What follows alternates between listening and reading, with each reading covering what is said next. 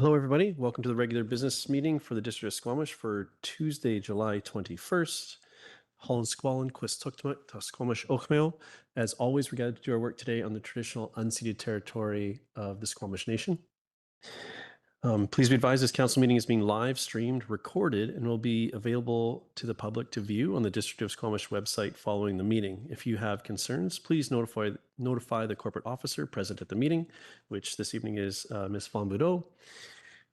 Council, I'd look for someone to move adoption of the agenda, please. It's an amended agenda, moved by Councillor Hamilton, second by Councillor Stoner.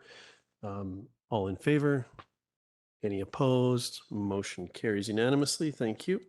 We're starting this evening. We have a couple delegations here. So to start us off will be Squamish Helping Hands. So you'll be at the podium here. Yep. And I'll leave it to you to introduce yourself and take it away. Mayor, council, and members of our community, everybody is somebody's someone. Thank you for the opportunity to speak today in support of proclaiming August 31st as the International Overdose Awareness Day in the District of Squamish. This year marks 10 years since British Columbia has declared the toxic drug crisis as a public health emergency. In that time, more than 18,000 people have lost their lives. Today, it's estimated 225,000 British Columbians are using unregulated substances. This underscores the importance of the continuance of this most significant public health challenge of our time. The impact has not been felt equally. First Nations people represent approximately 3% of BC's population, yet they account for 16% of all toxic drug deaths. They die at nearly 5 times the rate of other British Columbians. Our local Squamish Nation has declared a state of emergency for their territory and their population. We also know that 20% of those that have died work in the trades. This reminds us that this crisis touches everyone in our neighborhoods, our workplace, and our families, with the high representation of development and tradespeople in Squamish. Here in Squamish, we are seeing the effects firsthand at the overdose prevention site, which I will say is a partnership of Vancouver Coastal Health, the District of Squamish, and Squamish Helping Hands. VCH funds it. The district lends the building, and we operate it. We support 130 visits a day in that building. Most of these visits are for smoke inhalation, while injection has fallen to under 10% of users are injecting. So it's very important as community members to know that most of toxic drug intake is being taken in through smoking. In 2025, Squamish Helping Hands reversed 152 toxic drug poisonings. So I say toxic drug poisoning to help destigmatize what an overdose is. An overdose automatically has a negative connotation attached to it, a judgment, a shame. So we say drug poisoning. And instead of an overdose and saving a person, it's called a reversal. And behind every reversal is a person, a family, and another opportunity for hope. I will say that all the people that overdose want to live. And so that's why overdose insinuates that they're using too much, when in fact they're usually using what they're used to, but there's been toxic additives. At Squamish Helping Hands, we take a compassionate, evidence-informed harm reduction approach. I'm going to share a little bit about what harm reduction is. This includes naloxone training and distribution. We have take-home kits. We have nasal naloxone. I've brought some today if you guys need to update your kits. Thank you, John, for the reminder. We do referrals to opioid agonist treatment. We have overdose prevention services, and we have supervised consumption. We do all these things at Squamish Helping Hands. Equally important are the everyday acts of harm reduction that also foster dignity and connection outside of the toxic drug crisis. But just so you understand, sharing community meals is also harm reduction. It's reducing the harm of loneliness. to our community members. Meals on Wheels is a form of harm reduction. It's bringing meals and connection to people that are housebound. Creating a space of belonging and letting people know that they matter is harm reduction. Okay, International Overdose Awareness Day is about more than remembering those we have lost. It's about reducing stigma. And those of you that know me know I talk about stigma a lot. But stigma are negative and unfair beliefs. They are a mark of shame and discredit. They are a mark of disgrace associated with a particular circumstance. So when we talk about International Overdose Awareness Day, we are also trying to break down the stigma and the judgment that comes against people who use drugs. Overdose Awareness Day is about reducing stigma, honoring grief, supporting recovery, and recommitting ourselves to protecting life through compassion, evidence, and community. On behalf of Squamish Helping Hands and the Sea to Sky Community Action Team, I respectfully ask the Mayor and Council to proclaim August 31st as International Overdose Awareness Day in the District of Squamish and join communities across the nation and around the world in recognizing those we have lost, supporting those who continue to struggle, and for those who stand together in hope for a healthier and more connected future. This designating this day will bring better health outcomes for our most equity-deserving community members. Thank you. Thank you very much. Council, any question for our guests at this point? Go ahead, Councillor Stoner. Yeah, thank you for the chair. Thanks so much for coming this evening and for sharing all that information. My only question is, will there be any particular events happening in community that day? Or is it just a proclamation that you're looking for? Great question. And sorry, I didn't include that in my presentation. We are hosting an afternoon in OCM Park from 2 to 4. We have acknowledgement of some different guest speakers. There will be other service providers there, and there'll be recognition of lives we've lost in this last year and years prior. I did bring nasal naloxone kits, and I did bring intermuscular kits. We don't like giving them out without training, but giving them out and you having them is better than not having them. So please let me know if you want one before I go. Any other questions? Thanks, Jenna. That was a good question. Yeah. We'll work to get that into council's calendar so we can collectively remember that that's happening at that place and time. I see no other hands for questions, so I'll move that August 31st, 2026 be proclaimed International Overdose Awareness Day in the District of Squamish. And if it's seconded, I'll speak to it. Councillor French seconds.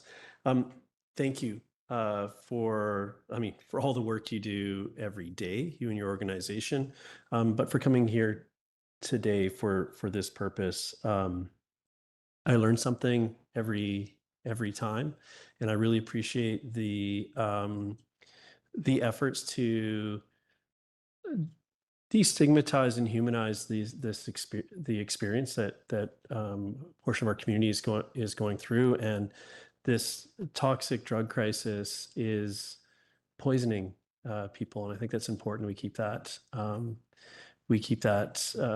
in mind in our language as we speak about it. And a statistic that jumped at me from a previous presentation or work on this matter was that a high percentage, 60+% of the deaths from the toxic drug supply are occurring in people's homes, which means they're housed. And I think and highly stigmatized. And highly stigmatized. So this is where those efforts of those other harm reduction efforts of having community and ways that we can come together and people can be together, I think are really really important. And also to keep up on how this is how people are choosing to consume their drugs, and that trend towards inhalation I had known, but that percentage was it 10%? was it 90% inhalation at this point was what you said in your, Yeah, big that shift. that's much higher than the numbers that I had heard previously. So thank you very much for that. And I think things like that really highlight why we need to come together, shine a light on this, and share and discuss as a community. So happy to support this on August 31st. This event on August 31st. I'll do my very best to be there myself.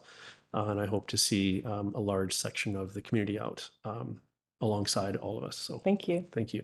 Thank Any you. other comments on this? I'll go to the seconder, and then I'll go to Councilor Greenlaw, then Stoner. I'm inspired by the thought that sharing meals is a form of harm reduction. I love that. And I attended the annual general meeting of the Helping Hand Society a couple of weeks ago.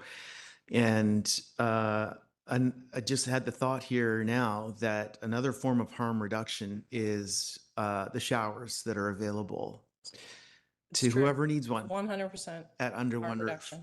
And last year, 23,305 showers were taken at under one roof. And I just really see how something as simple as a shower in a locked room where you can have a moment of privacy can be super important for somebody who doesn't have much in their life.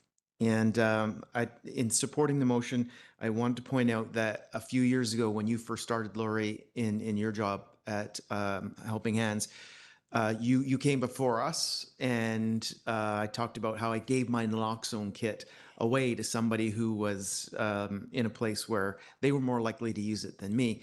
You gave me yours because you have easy access to them. Well, that kit expired. And just tonight, I took it to Shoppers Drug Mart, where I very quickly and easily exchanged it for this new nasal kit that I have that's good now until July of 2029. So anybody who would like to get a naloxone kit and the training that goes with it, I know for certain Shoppers Drug Mart, and I would bet that any one of the large pharmacies in town would have the kits, and I believe provide the training that goes with taking the kit. We'll provide a kit anytime. Just come to our front desk. Thank you. Councilor Greenlaw, then Stoner, then Benio. I just want to say thank you for all the hard work you do. It is it's just such important work, and the stigma piece is so critical. But what you reminded me of is it's festival season. And I had quite a few friends who went to Base Coast last week, and I heard that they actually have a testing tent for all the drugs. And apparently people were just like finding drugs all over. I've never been to Base Coast. I don't know these things, but there was a significant amount of fentanyl being found. So just a reminder to, all the people out there, even just trying to use drugs recreationally or whatever, it's a toxic drug crisis. It's not always safe what you're picking up, and be sure that you're safe and surrounded by people who can support you. But thank you for all the work you do. Thank you. I know next to Councilor Stoner, but just Council, if you are in the meeting, can you make sure your camera's on? And if you're not in the meeting, can you make your way there? Councilor Stoner. Yeah, through the chair, I'm happy to support, well, I'm very much willing to support the motion on the floor. I don't think I'm happy about it. And I think it's one thing that none of us are happy to be here, that we're 10 years in since the emergency declaration of a public health emergency. I don't think falls lightly on anybody's shoulders, especially those who have been on the front line. 18,000 lives lost. And here we are still having a conversation about the importance of raising the issue, reducing stigma, trying to find solutions that are sturdy and sustainable and durable so that people don't die. I think it's pretty heartbreaking. And with that, I continue to echo words of thanks for those who continue to show up, asking for help, looking for help, and for those who are willing to be there and help support when people need it. And so with that, words that you said that resonate with me, protecting life through compassion, dignity, and community is something that I think we should all continue to strive to do. And I look forward to being in community on August 31st with all of you. to continue to do that. Thank you, Councillor Pettingill. Yeah, thanks. Trying to figure out how not to go on a long rant here, but appreciate you bringing this forward to us, and just I guess want to acknowledge. I think this is a difficult topic for many reasons, but one, when you see these statistics, or when you see someone out in the community visibly struggling, I think there are many things. One, we don't often understand how to interact, how to help. We can feel helpless, and it's maybe we recognize just in some ways it's a measure of our failures as a society to take care of each other. So it's challenging, and I think it's important to remember that compassion and effectiveness, I think, are often very well aligned, and so I hear criticisms of bleeding heart approaches or these sorts of things, but I think when you look at what evidence is and how we get through this and what is compassionate, I think generally there's alignment there, and so it's making sure we're not picking single things as like this one little piece is the whole issue, and if we just criminalized everything again, it would all be better, or it's a complex issue which requires many parts. Often we're not doing them all yet as a society, and that's probably why we're not having the success we should be having. So this is at least one positive thing we can do, and hopefully it's a step in the right direction that will lead to more steps in the right direction. And I hope we do remember that these are our mothers and fathers and sons and daughters and nieces and nephews, and it's important that we care about people. Thank you. Any additional comments? Yes, everybody is somebody, I think was the phrase. Thank you so much for that reminder. So I'll call the question. All in favor? And opposed? Motion carries unanimously. Thank you so much. Okay, moving on to item 3.2, which is Squamish Days Lager Sports Association. We have Squamish Days President, Jaqulin McNicol, here. And over to you. Hello, thank you, Mayor and Council. As Armin mentioned, my name is Jaqulin McNicol. I'm a volunteer with Squamish Days, and I am here to request that the 69th Annual Squamish Days Lager Sports Festival be proclaimed an event of municipal significance. For me, when I think about the significance of the festival, and I do a lot all the time, it's not about the growing number of attendees and events. When I think about it, it's about the legacy and what it represents to our community. Each year, it serves as a reminder of what can be accomplished when a community comes together with a shared purpose. It's an opportunity to celebrate our heritage, recognize the volunteers who make it possible, and showcase to thousands of visitors what we as a community can achieve together. For 69 years, it's a long time, the Squamish Days Festival has been built on the generosity of volunteers and the spirit of giving back. This legacy is not only measured in years, but the countless hours donated, the traditions passed from multi-generations, one to the next, and the memories created for families, competitors, and visitors. Having now been involved with the festival for nearly 25 years, which is crazy, I continue to learn about the contributions that have been made possible through the proceeds of the event. It is a reminder that the festival's impacts extend far beyond a single weekend each summer. Squamish Days reflects the willingness of the people to give their time, share their knowledge, welcome newcomers, and reconnect with those who we love seeing year after year, keeping the heart of the festival beating. Our traditions have endured because each generation has understood the importance of preserving them, not simply as a celebration of our past, but as an investment in the future of our community. It is for these reasons and countless others that we respectfully ask Council to once again proclaim the Squamish Days Lager Sports Festival as an event of municipal significance, recognizing not only the festival itself, but the legacy, volunteerism, and the community spirit that we have now defined for almost 7 decades. Thank you. Thank you. Council, any questions for our guests? Councillor Anderson, go ahead. I wonder, Ms. McNicol, in the past or nearly every year, there's people visiting from all around the world, whether competitors or otherwise. Do we have any international guests to the festival this year? We do. I'm not sure if anyone remembers or how many remember, but in 2004, we had a film crew, visitors from Korea. And they came, and the main person, they did like a show that they do in Korea, kind of like highlighting really significant events around the world. And what was done is an individual competed in events, and he's coming back this year. So I've been communicating with him, and he's now 50 years old. That's how much time has passed. And he once again wants to come and learn how to reclimb a tree. So they'll be doing that on Friday, and then they'll be filming the festival and just bringing that back to everyone into the community in Korea. In terms of competitors, we do have international competitors. Once again, we have the top rollers from the United States returning, and the top 2 juniors who I've heard actually make it to a log smaller than we even have. So that should be fun in keeping the time going. Yes. Thank you, Eric. Go ahead, Councillor Anderson. Ms. McNicol, I wonder if what is the percentage of the competitors through Saturday and Sunday that are female?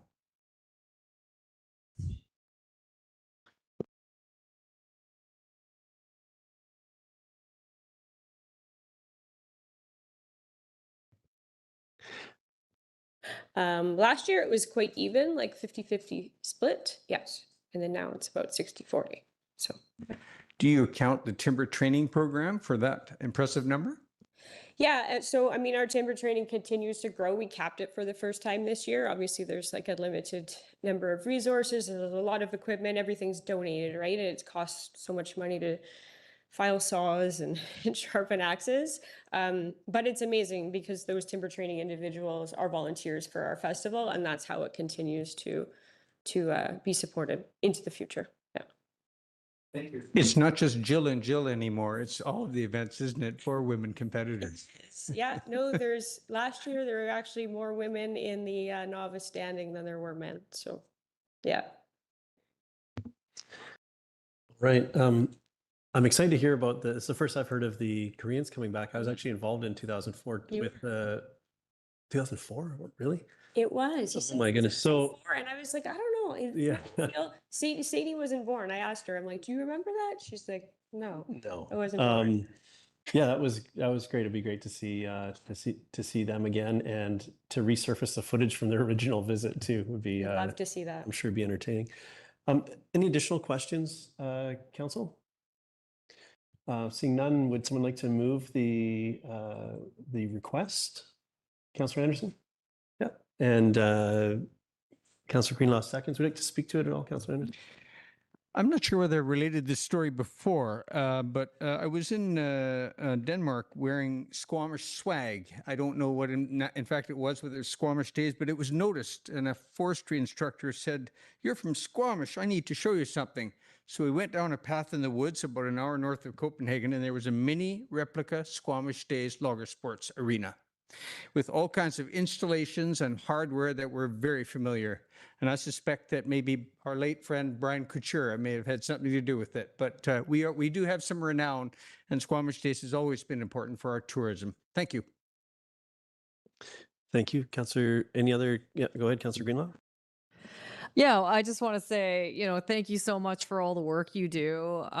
It's just such an incredible event, and it's such a blast, and you do such a great job of putting it on. And, Councillor Anderson the other day, I believe, was saying that this is the oldest event in BC, longest running event in BC, which is amazing. So it's just such a great, it's just so great to have you in our community and to have this event. It is just, everybody loves it. So thank you very much for all your hard work. It is very much appreciated.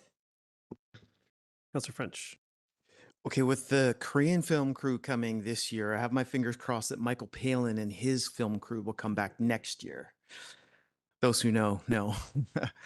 In supporting the motion, I want to add that the idea is to warm it up, not wear it out.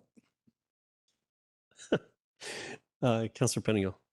Yeah, just quickly say I'm happy to support the resolution and really looking forward to what's going to be an incredibly busy few days. I've gotten to have a better understanding of how much work it is. I suppose I probably don't truly know how much work it is, but it's a lot. It's a huge event and a huge number of volunteers, and it's exciting.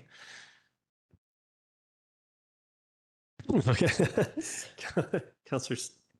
Yeah, just briefly through the chair, thanks for being here. I can't think of a better event to designate as an event of municipal significance than this one.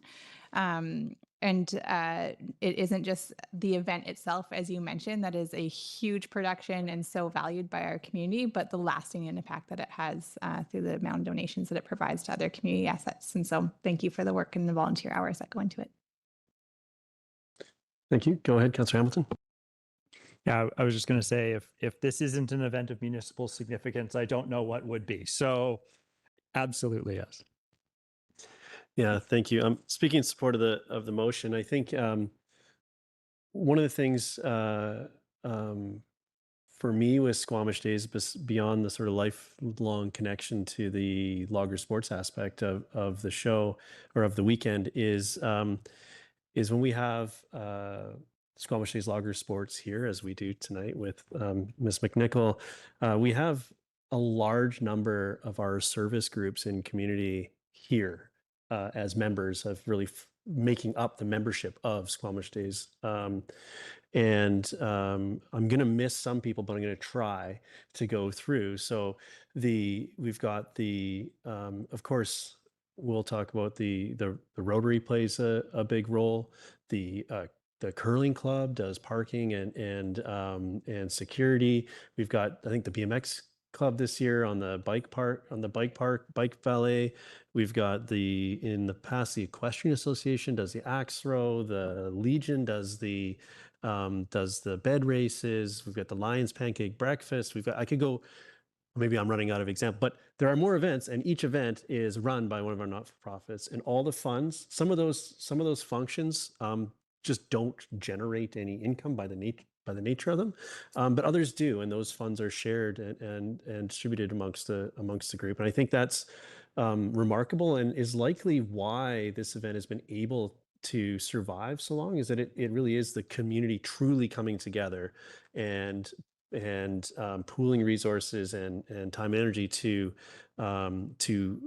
run these events. If this was a standalone, one not-for-profit, one organization trying to navigate those waters over 7 decades, I think it may have fallen by the wayside, just because these things do. And that's what's remarkable about Squamish Days in my mind, and why, as we enter the 7th decade of Squamish Days Lager Sports, that we're in the successful position that we are as a community with this event. And as Councillor Hamilton said, if this didn't meet the threshold for a event of municipal importance, I don't know what, or significance, I have no idea how any other event ever would. So thank you very much for all the work. I'm really looking forward to coming together with the community over the weekend that's fast approaching. Yeah. So with that, I'll call the question. All in favor? Motion carries unanimously, as it should. Thank you so much. Okay. So next we have Mr. Deo from our Director of Recreation and Culture here to talk about National Drowning Prevention Week. Over to you. Good evening. My name is Jay Deo, Director of Recreation and Culture with the District of Squamish. The proclamation request for National Drowning Prevention Week is through the Life Saving Society. However, unfortunately, they were unable to be available tonight. Additionally, our aquatic supervisory staff who have shown up in years past are unavailable tonight. So I'm here to support and reinforce the Life Saving Society's proclamation for National Drowning Prevention Week. This is especially important considering the recent tragic event resulting in the loss of precious lives that occurred in our community of Browning Lake. The Life Saving Society chooses the third week of July as National Drowning Prevention Week, knowing July sees the peak of water-related incidences each year.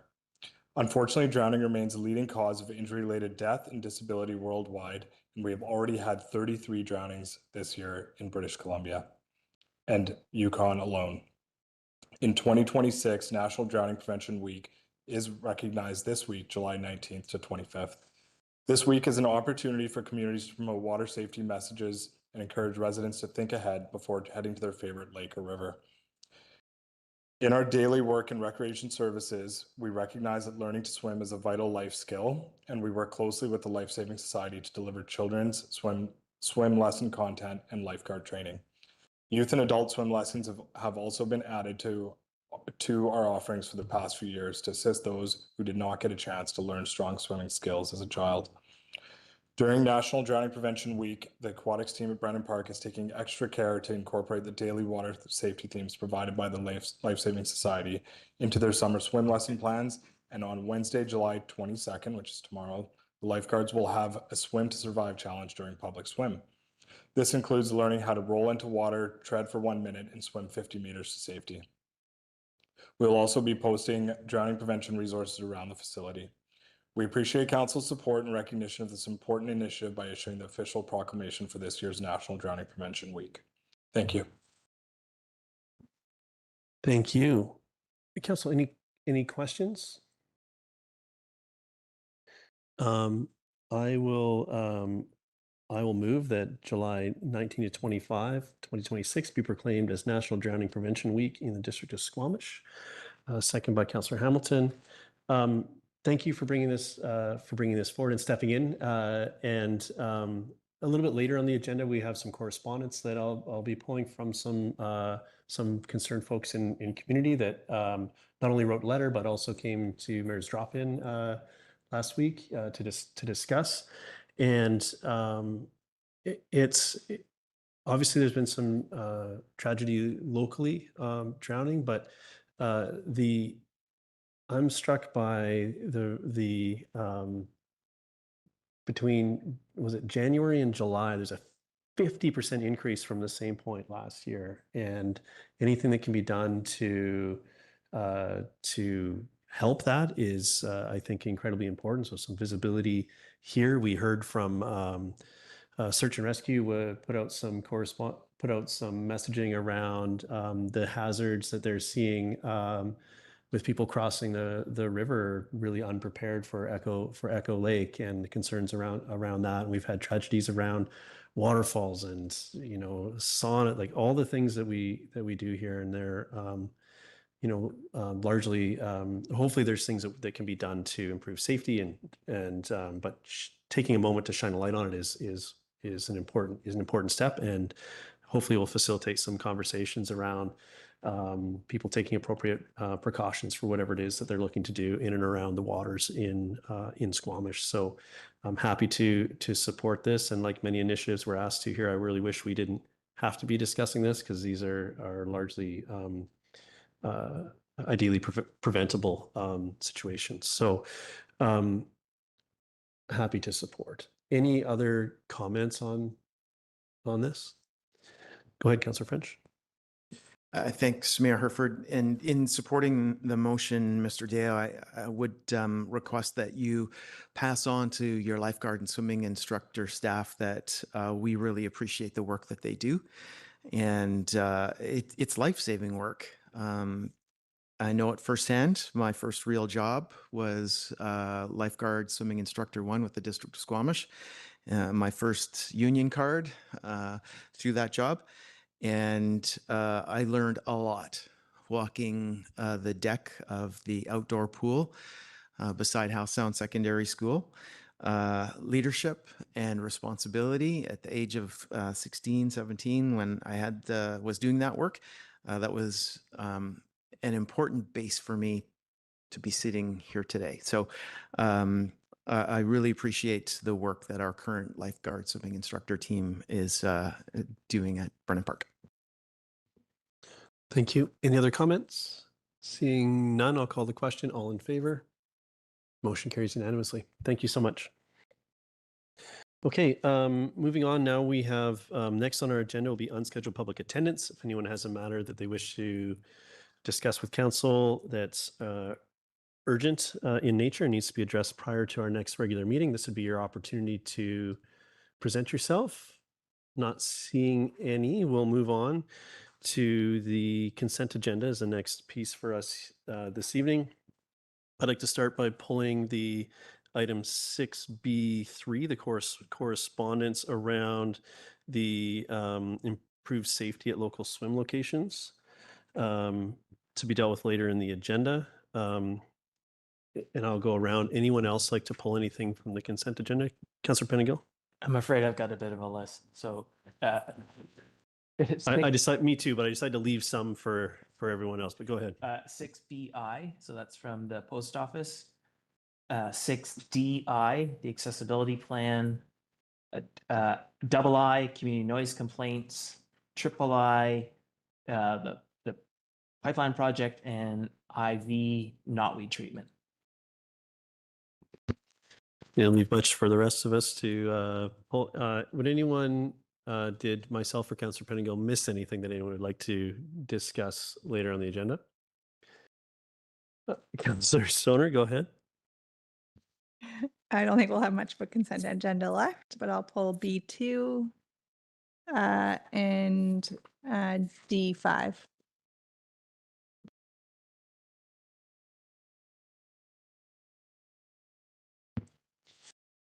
Okay.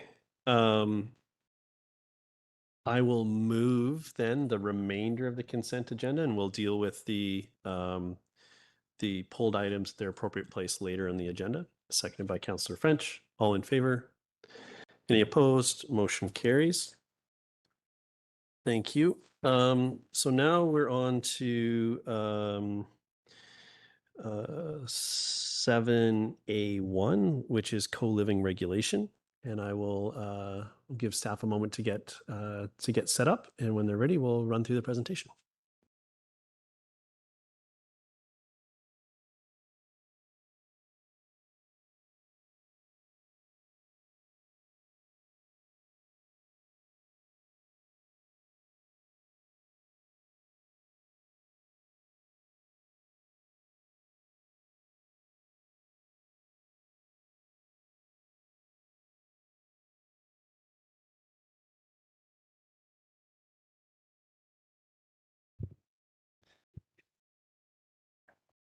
Good evening, Mayor and Council. My name is Robin Hay, Acting Manager of Current Planning. I am joined by Jesse Fletcher, Acting Director of Community Development. We have supporting staff in the gallery available to answer Council's questions, including Colin McCarthy, Manager of Building Services, and Chief Foot. And also we have Dave Morrow, Director of Development Engineering. The purpose of this meeting is to present the proposed co-living regulation bylaws known as Bylaw 3239, Bylaw 3246, and Bylaw 3258 for first, second, and third reading. At this time, I'd like to note a mapping error in attachment 1 of the staff report. A few properties are shown as R1, however, they are not actually residentially zoned. This should be apparent when reviewing the maps, as the errors relate to unaddressed areas rather than actual parcels, such as the Dentville Slough, for example. This is a GIS mapping error only and does not affect the proposed bylaw or staff's recommendations.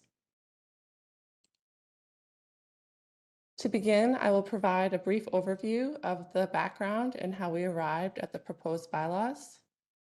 I'll then move through the proposed regulatory approach for co-living, followed by key refinements made based on council direction. I'll also briefly cover a proposed housekeeping amendment, summarize the public engagement activities, and conclude with staff's recommendation for council's consideration. In March of last year, Council received a delegation requesting regulations around co-living. At that time, Council passed a motion asking staff to bring forward definitions in a future zoning bylaw amendment. On March 24th, 2026, staff presented a framework to the Committee of the Whole. The committee provided feedback on the proposed approach, which I'll cover in this presentation, and directed staff to bring forward the bylaws for Council's consideration. In April 2026, Council made amendments to the original motion, requesting staff to explore additional feedback on the proposed approach, which I will also cover. Co-living is an emerging housing form in Squamish, where individuals rent private sleeping units, often with ensuite bathrooms, while sharing common kitchen, dining, and living spaces. Currently, co-living is not defined in the zoning bylaw, and it is typically treated as a single unit dwelling. The purpose of this project is to establish a definition and regulatory framework for co-living to provide greater clarity for applicants, staff, and residents. The proposed framework includes defining the use, identifying where co-living is permitted, and establishing conditions of use. Following the Committee of the Whole meeting, staff refined several aspects of the bylaw based on Council's feedback. The use continues to be titled co-living, but the definition now includes rooming and boarding for clarity. Sanitary facilities are now also included in private sleeping unit floor area. Laundry facilities have been added as a zoning requirement for co-living development. A minimum of 25 meters squared shared indoor amenity space per co-living dwelling unit is now proposed instead of the 5 meters squared per sleeping unit as previously proposed. Bylaw 3246 and 3258 propose a new DCC and ACC rate category for co-living developments based on the number of private sleeping units rather than per dwelling unit as previously proposed. The rates are based on the 2025 analysis that the district recently used to create the DCC and ACC bylaws, which were adopted earlier this year. While this increases the cost compared to a typical single dwelling, it reflects the additional demand generated by higher occupancy developments. Compared to a single unit dwelling, a 6-bedroom co-living development would pay approximately $32,500 more in DCCs and $11,700 more in ACCs. This type of a development is also subject to the requirements of the Subdivision and Development Control Bylaw, and an associated servicing agreement would be required. Staff continue to recommend permitted co-living in the R1, R4, and R5 zones, consistent with our recommendation to the Committee of the Whole. At Council's direction, staff reconsidered including the R3 zone. However, because it is located in the Chikai Fan hazard area, staff recommend that any changes to the residential intensity be considered through the upcoming Chikai Hazard Land Use Policy Review rather than in this bylaw amendment. It is also noted that public feedback generally supported a site-by-site rezoning approach. Ultimately, the decision on where co-living is permitted is at Council's discretion. Council previously directed staff to consider increasing the maximum number of private sleeping units from 6 to 10. After further review with Squamish Fire Rescue and the Building Department, staff continue to recommend a maximum of 6 units. This recommendation reflects emergency response and life safety considerations. Squamish Fire Rescue advised that under current resourcing levels, providing timely firefighting and rescue operations within higher occupancy co-living developments would be challenging. A maximum of 6 units is considered a more reasonable threshold, provided the dwellings incorporate applicable requirements of the BC Building Code and BC Fire Code. It is also noted that nearly 2/3 of survey respondents felt that 10 private sleeping units per dwelling was too many. Ultimately, the maximum number of private sleeping units is a policy decision for Council. Bylaw 3239 also includes a housekeeping amendment. When council adopted Bill 44 zoning changes in 2024, the parking requirement for secondary suites was removed. However, one reference in the parking table was missed. This amendment simply corrects that drafting error and aligns the bylaw with council's previous direction. Public notification for this project has been shared on the district's Let's Talk page. A public survey was linked to the project page and ran for 3 weeks. This survey was advertised in 3 issues of the Squamish Chief, on the district's social media platforms, and it was circulated via e-news. A total of 62 responses were received.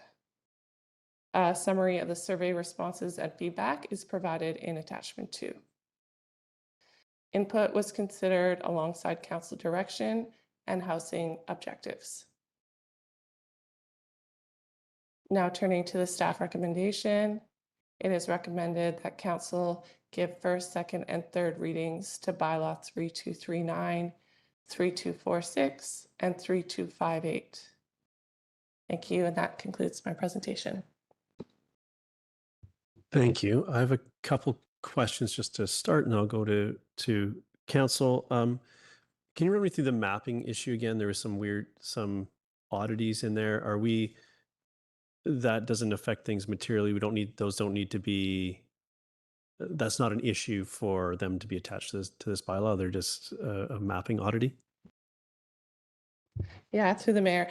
That's right. It's just a mapping error, and our GIS staff are currently working on updating our GIS mapping. So it should not have any impact on any decision tonight.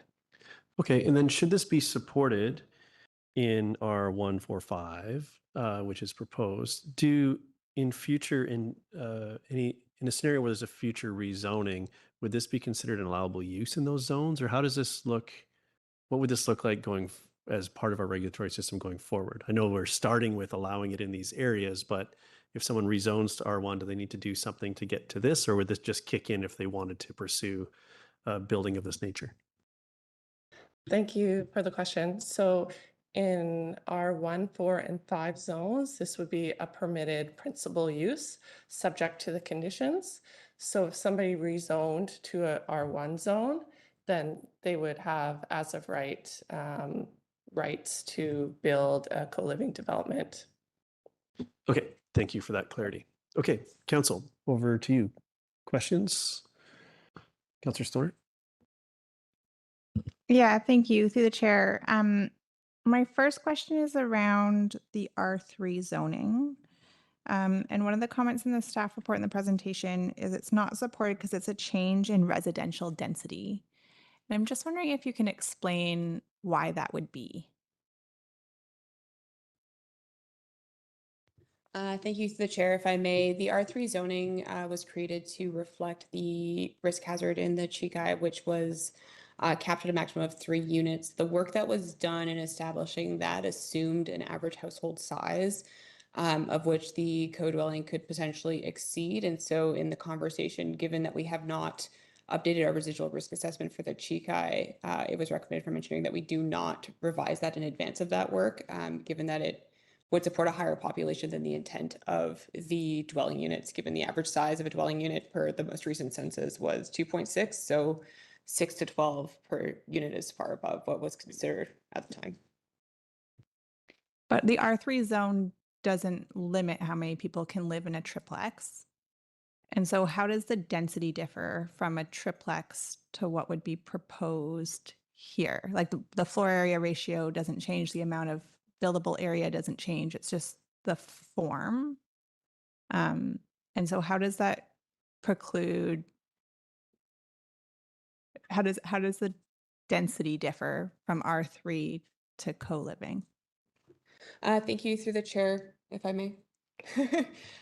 So the density by the zoning bylaw doesn't change, but the implication of the co-living use is that there would be more residents than was assumed when the policy that was developed for the 3 units would have considered. So it's more of a population density. We wouldn't endorse, or we would recommend endorsing a higher population there until we've done the residual risk assessment to ensure that it's safe. Knowing that, of course, within a triplex, there might be more residents, but given the data that we have, we assume that there's fewer.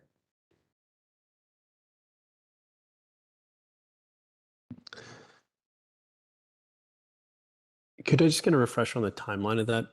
The R3 piece is largely Chikai fan. I mean, others, but largely Chikai fan. What's the timeline for that work? If we could just remind us.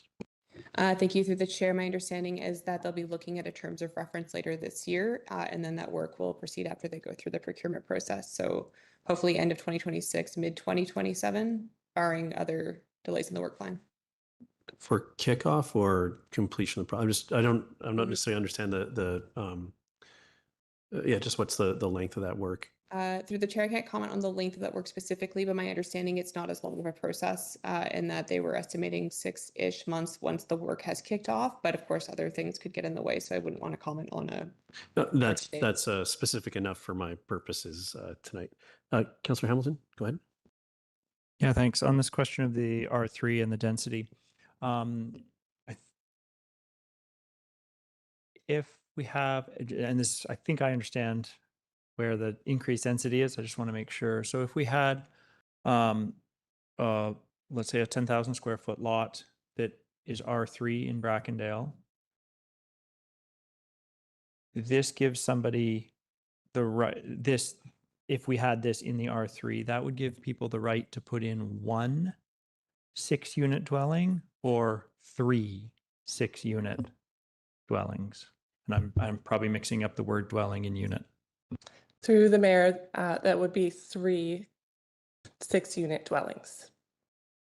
Thanks. So that would be 18 people on the lot instead of what would typically be in 3 in a triplex. Sorry for, I've gone through that. Yeah, it's okay. That's a comment for council. We rejected. If I may, through the chair, either to my council colleague, but maybe more so to staff.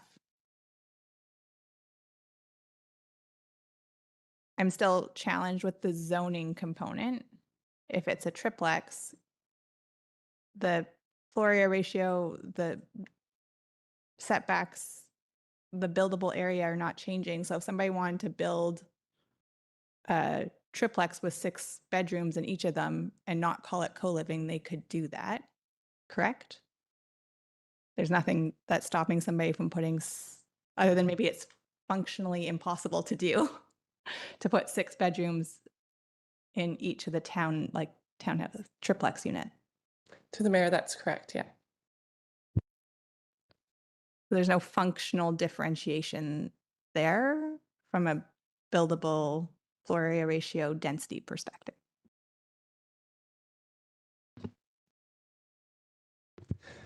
That's correct, yeah. I think we're tripping a little bit on language and trying to figure out a way that we can speak about this. We have density, which is floor area ratio, and then we've got density of humans, which is related, but I think we're talking about it in different ways. So let's throw that out there and figure out how we manage that as a group. Councillor Pettingill, go ahead. And so on a similar line of thought, if you bought a lot that allows single family homes, you could build a single family home that had 10 bedrooms as long as it fit within the footprint and so on. That wouldn't necessarily be co-living, but you could have each of them occupied by 1 or 2 people. As long as, and the functional differentiator at this point proposed is if the ratio of bedroom floor space to shared space hits some threshold, that is the only functional differentiation between co-living and not co-living. Is that accurate? Yes, through the chair.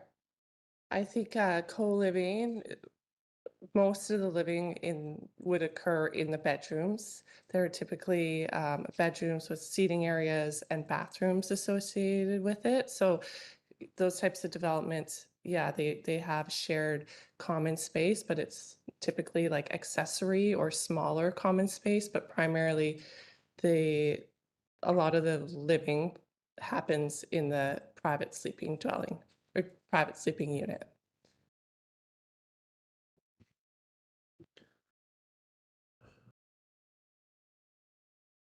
Go ahead. And I guess I'm trying to sort of not get into our enforcement techniques and so on, but I sort of wonder if I've got a parcel, I want to build something. And to be clear, I'm not in this position, but were I to be, I look at much higher DCCs and ACCs. I might just try and get that common space ratio up and have a few dens, we'll call them, as part of the common space. And like, then how do we sort of say, oh, this is like, is this an enforceable, in practical terms, regulation? I understand theoretically there's a difference and so on, but in terms of practical enforcement and so on, like, You mean, will it get through our processes to be built under that circumstance, or if it was built, could we regulate what happens inside of it? yeah, I guess it sort of seems to me like we'll end up with just people building single family homes and filling them however they fill them, and we won't have any of these built. But what actually happens on the ground may be closer to this. And I'm not sure we can actually regulate this. And I'm trying to understand if then we're adding value with this. Okay, over to Steph. Through the chair, Colin McCarthy, Manager of Building Services. This is a new form of housing, and you're correct that the key is that these dwelling units have a significantly higher ratio of living area for individuals to be doing their sleeping. The private areas significantly have a larger percentage than the common areas. That is what's significant. While we haven't screened these through this particular bylaw, in working with my colleagues in developing this, our understanding is that we will be taking measurements, dimensions of these areas, and screening these developments through that. And if you develop outside of certain parameters, it will be considered a co-living development, much like secondary suites. If you develop within a certain box, that is a secondary suite. It's considered a secondary suite. Fees are charged as a secondary suite. Sometimes a secondary suite is not permitted. Does that answer that question? Do you have a follow-up on what you've heard there, Councillor Pettingill? I'm going to chew on that for a second. Okay. Council, additional questions? I'm through a speakers list here. Go ahead, Councillor Hamilton. You're Yeah. Sorry, it's probably here and I'm probably just not finding it. Where is the parking regulation defined in the bylaw? Where can I see the sentence? Through the mayor, I'm looking at the rezoning bylaws. Do you have a copy of the rezoning bylaw?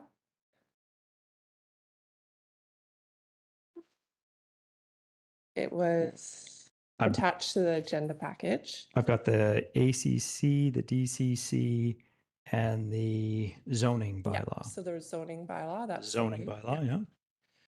So if we look at the bottom of the second page, there are the parking requirements there. So a minimum of 1 space for every 2 private sleeping units and a maximum of 1 space for every private sleeping unit.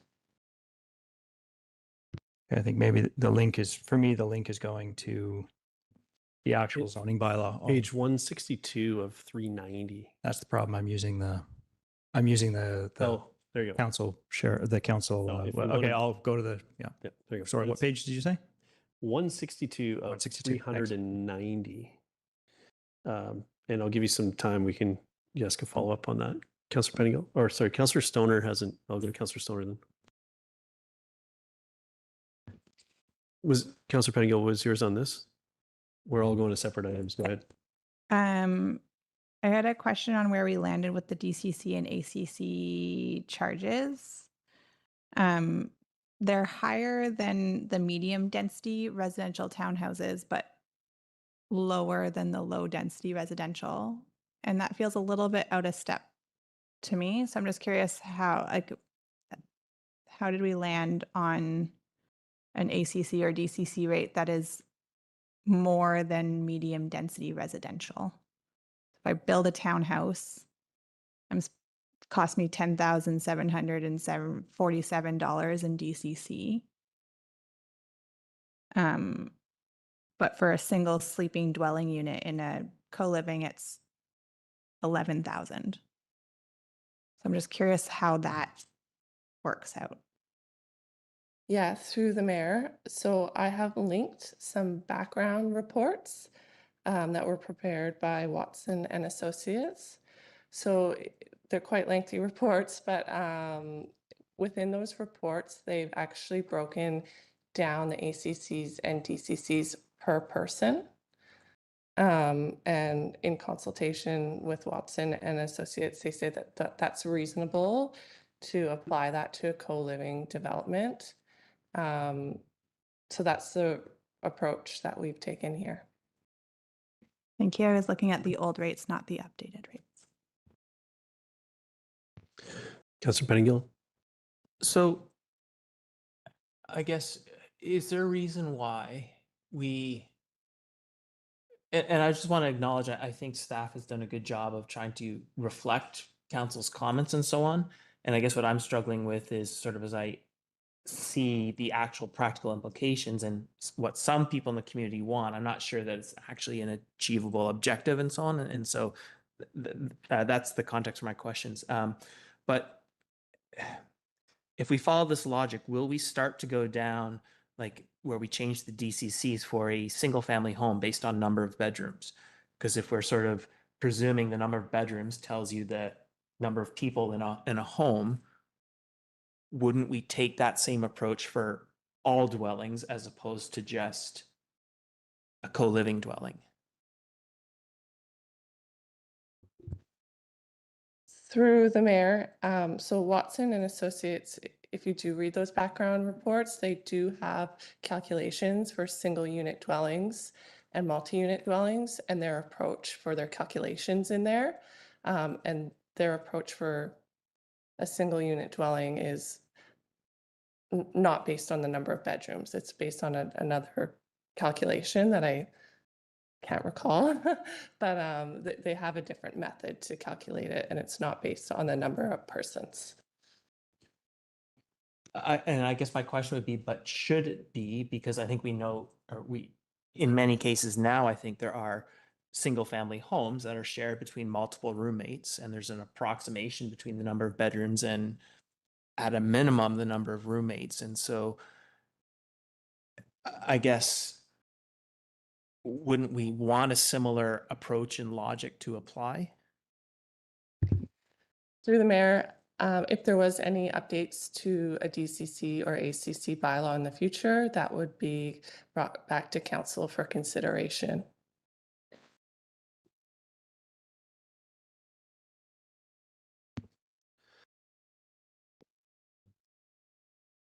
Councillor Hamilton. Yeah, it's ACC, DCC, you're good? Yeah. So parking, thank you. I found the spot where it's defined. In the committee of the whole, I found it interesting that our, one space for every 2 sleeping units is very likely by law putting more space, requiring us to put more space for parking than for common space in the house, which I find challenging. And so can staff let me know or inform me why? So in the staff report, I'm going to navigate a few things here. In the conversation about the bus,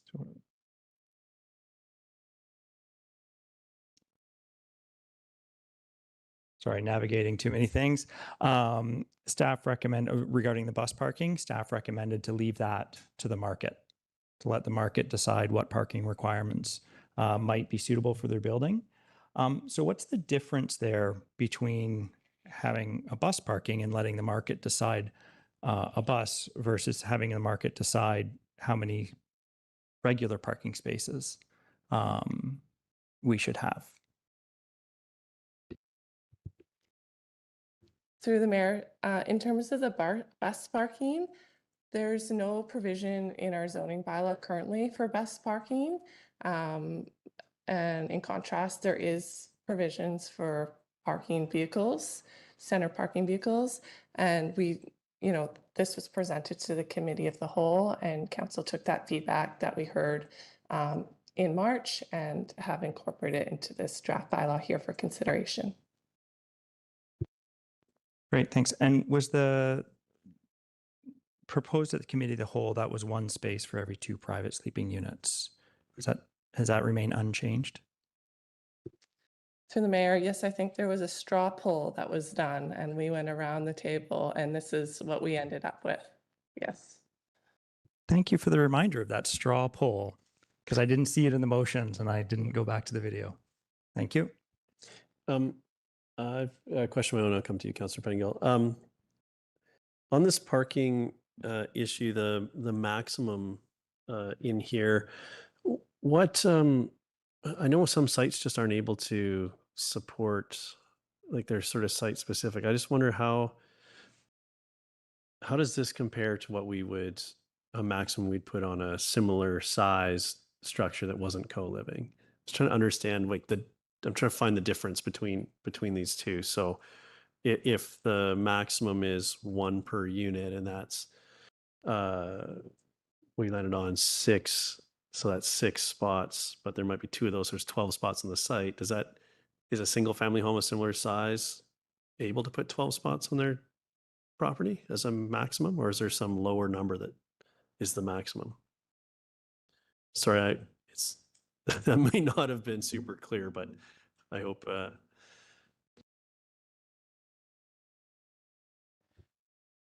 Sorry, is the question, what is the maximum number of parking stalls for a single unit dwelling? Sure. On like an R1, yeah, you use, and if you want to use R1 as an example, I don't know, maybe there's a difference between 1, 4, and 5. And now this regulation would apply to all 3. So I'm just trying to understand, is this substantively different than what would be there under the current R1, 4, or 5 zoning?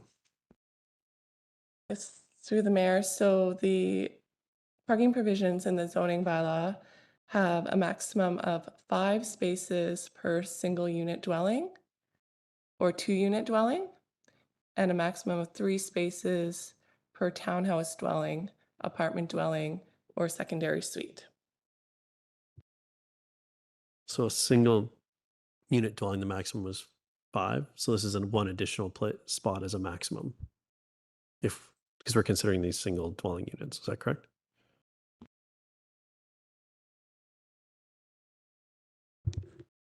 Yes, I believe that's correct. Okay. Thank you. Councillor Pyne. Well, I wasn't going to go, but it's single family. It'd be a max of 5. We're talking about a minimum of. For this, it's minimum, it's not maximum. A minimum of It's 3. both. The minimum is 3. The maximum is 6. Okay, If they build to the full 6 units. And what's the minimum for a non-co-living? To the mayor, for a single unit dwelling, the minimum is 2. For a townhouse, the minimum is 5 bedroom. And a multi-unit dwelling is 1 space per principal dwelling unit. Okay. So the distinction, the structural functional distinction is the ratio of private sort of bedroom space versus common space. But then there's also a requirement, I think, to have a business license. So say 5 friends get together, get a mortgage. So there's no owner, there's no renting. They're all on a mortgage, but there's more bedroom space than common space. Is this co-living or not? Do they have to have a business license? Like, what is this thing then?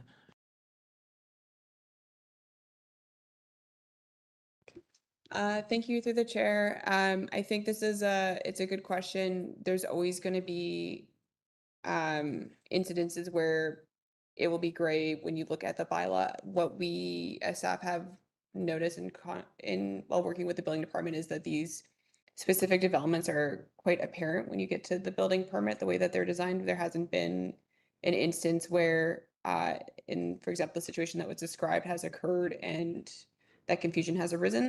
They're quite a distinct building, which is why this bylaw would capture that and help align with the building code. All right, and then do we, in our, and I'm sorry if I missed it, but in our consultation with especially the folks that have built some of these and those that are looking to, have any said, yes, I would proceed and this adds clarity, or have they said, well, given this, no, I would build something that fits into just single family still and live within those regulations in that concept? Like, is this sort of something that people have said is helpful, then they would actually build and I think in the context of the increased DCCs and so on?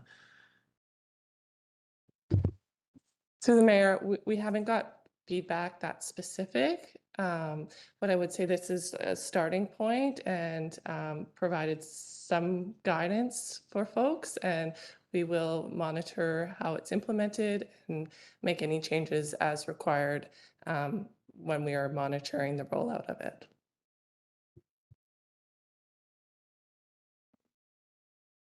Councillor Stoner. Do we have a sense if it would be feasible to put 4 of these units on one lot? So I think like one of the biggest concerns that I've heard is like the density that this could potentially drive in terms of number of individuals. But I'm just trying to figure out like in my head if it's actually feasible, like to put 4 co-living dwelling units with 6 units each on any of our RS1 lots without a variance. Through the mayor, what I could say is that there are 2 existing projects. They're both duplex projects. One of them has 12 sleeping units and the other one has 14.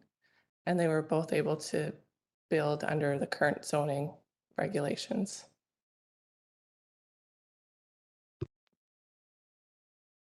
Question. One other question was an attachment 4. It does say that the Residential Tenancy Act would apply to tenancy agreements within co-living developments. But I just want to clarify that there's no way that we actually require that to be the case. Is that correct? Like, can we make that part of the requirement for the business license? I've seen somebody has shared one of the copies of the existing tenancy agreements that explicitly says the residential tenancy agreement doesn't apply.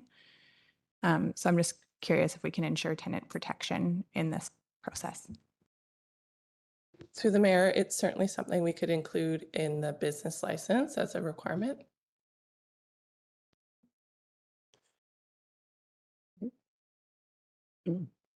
Sorry, just on this point, I'm not under the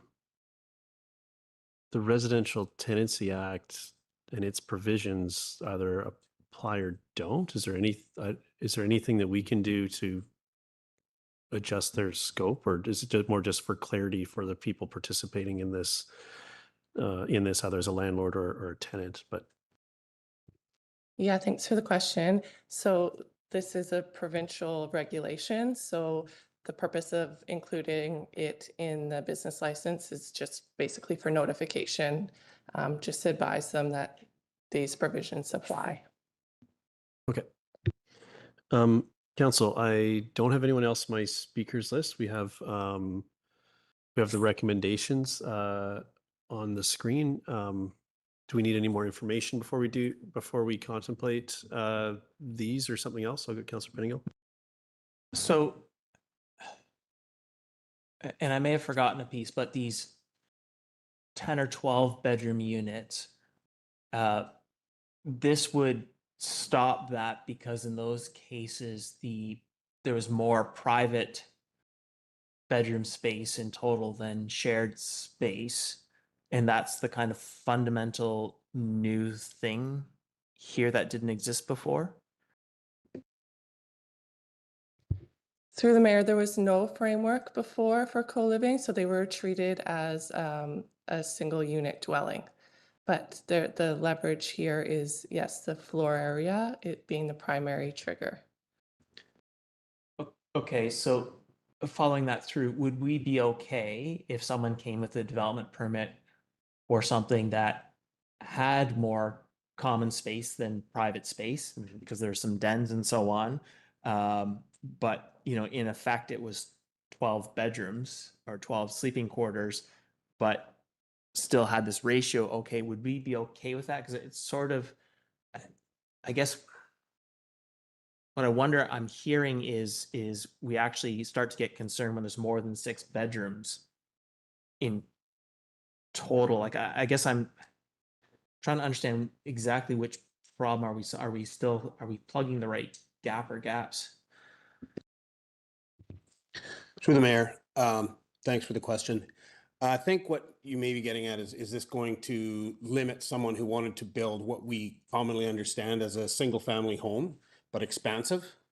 And I don't believe that it will, because as long as it meets all of the requirements of the zoning on a larger lot with a larger floor area, and provided that it looks more typical with, like you say, dens, bedrooms, more common area and bedrooms laid out, then I believe that would still be permitted in the zonings where that is permitted.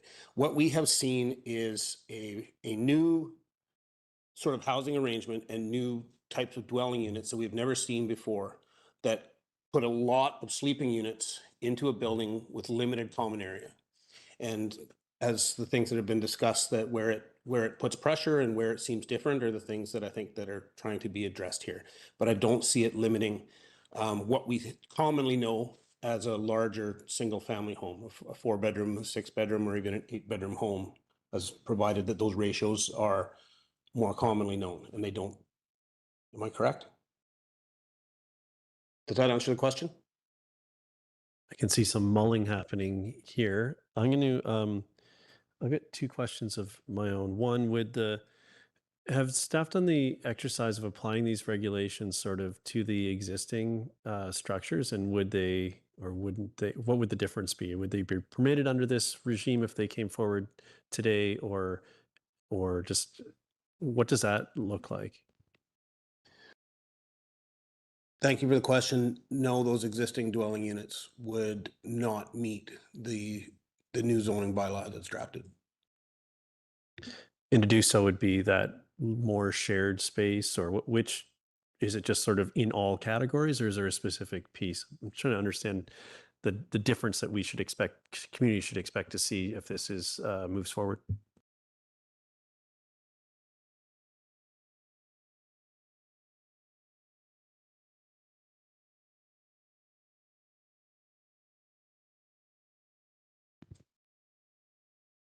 Thanks for the question. Yeah, we would have the difference being the number of bedrooms and that limited floor area. Once as I'm piecing this together, it's new for us as well. Once you limit that ratio and the bedrooms, bathrooms do exceed the ratio defined in the bylaw, you are limited on the number of sleeping units, which is what they're defined in the bedrooms, or defined in the bylaw. We have wrestled with this a fair bit, and whether or not they are bedrooms or whether they are sleeping quarters, we have talked about this at length. Where are people living in these units? Are they living together? Are they living in the bedrooms with shared areas? This is the discussion that has shaped this. Thank you. Okay.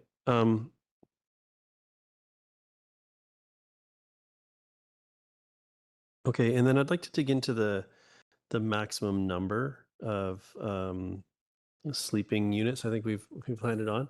Just I'm just curious about the difference between 6, 8, 10, and just where the comfort level is with that. And the understanding the mixed use buildings, we've talked about the complexity and just it takes to respond to those size of the structure and complexity and so on. Just I'd like some additional context on the on responding or potentially responding to something in one of these structures, that six bedroom recommendation. I'll jump on that through the mayor. Aaron Foote, the fire chief with the District of Squamish. So we reviewed the bylaw and really looked at the building types that we respond to currently. The challenge with this type of structure with our response is there's no separation from the communal living areas to the corridors. And so in a typical building with upwards of 20 residents, if you looked at 2 people per room sleeping is kind of where you would in our case, the worst case scenario with occupancy. There's no protected corridors. So if you had a fire in a kitchen or a living room area, that fire can transverse through the corridor and effectively limiting the escape routes for the occupants of these types of buildings.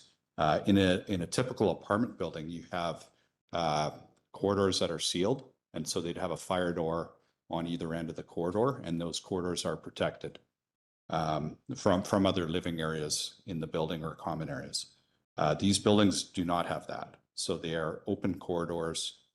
They do have a 45-minute fire separation between the units in the corridor, but the corridor themselves are one and the same as the kitchen or the living room area. So that would be a challenge for us as far as if there's 10 units in a building, we would think there's upwards of 20 people potentially living in that residence. And so at that point, it becomes a challenge for us in our response with ground ladders accessing the building from the outside through windows. And that would be quite a challenge for our staffing ratio. Okay. All right. Council, any additional questions? Go ahead, Councillor Stoner. Thank you, through the chair. I think this was addressed in our previous discussion on this, but what is the option if council wanted to limit the number of co-living units on a lot? Thank you for the question. Through the mayor, that is certainly at the discretion of council. But sorry, how would that be done? Is that in the bylaw itself? Yes, that's right. It would be done in the bylaw.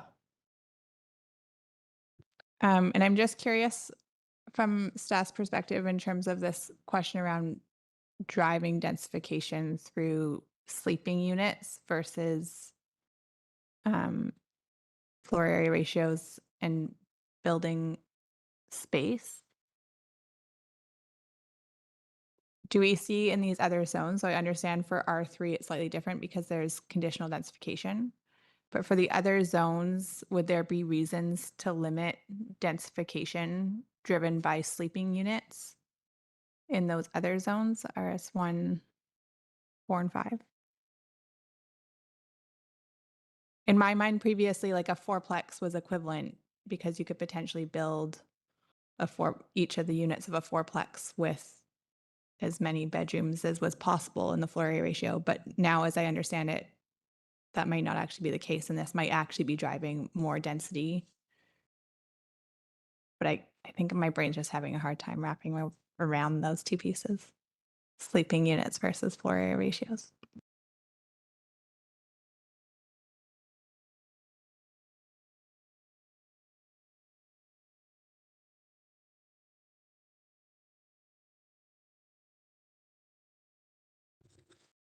Thank you for the question. So staff haven't explored those other zones, and I think we'd want to review that in more detail and speak with our engineering department before providing a response. Sorry, I misspoke. I didn't mean RS1, RS4. I meant R1, R4, R5. Sorry, through the chair, can I clarify the question? Are we asking what other considerations, if we consider this higher density in these additional zones, were taken through this review? Through the chair, this review was undertaken per council's direction, and through that, we were looking at a mechanism to align with building fire engineering concerns, and specifically around ACCs and DCCs. From an engineering perspective, and I don't want to speak on behalf of my colleague, Mr. Merrow, however, so correct me if I'm incorrect, but the DCC and ACC provisions sort of capture that, and if servicing couldn't keep up, there would be modeling or other mechanisms through a servicing agreement. It is, I think, that quandary between we don't regulate the number of people who live within a unit, and where there is a safety concern, for example, in R3 and R2, that is where we would put a mechanism on to limit bedrooms where we could in this model, for example. Elsewhere, we haven't taken other analysis of additional impacts. Just on this, and I'll go to you, Councillor Pettingill. I think one of the challenges I'm having with this is the way that I think will result in, and maybe it's appropriate. I was trying to understand, thinking about other ways where in our zoning work we've expressed density in other forms in our standard FAR, like the housing unit counts at the university lands, and just like how we've been sort of trying to align over time. I wonder, have we done, with all the ratios on the language there, is this an increase in FAR? Is this inclusive of the existing FAR to achieve the ratios and everything that we've talked about here? I'm just trying to translate it back to the FAR language. We're not changing that language. That stays the same. It's just the dwelling units inside of the same FAR. Is that correct? Yeah, thank you for the question. All of the same provisions apply. So the setbacks, the FAR, the maximum size of the units, all those provisions would apply to co-living. Okay. Councillor Pettingill. So a single family home with a greater ratio of common space, if it had 6 or 8 or 10 bedrooms that had 1 or 2 individuals in each one, is it safer because of the shared common space, the greater amount? Like, is that the thing that defines the safety? Because I'm assuming it's actually not. It's actually when you start to increase the bedroom count, you start to worry about population density, regardless of how much shared common space there is. So from a purely safety perspective. Through the mayor, thanks for the question. When it comes to safety, what we're looking at here is a new type of housing. And one of the things that applies is that it is our understanding that there may be multiple tenants.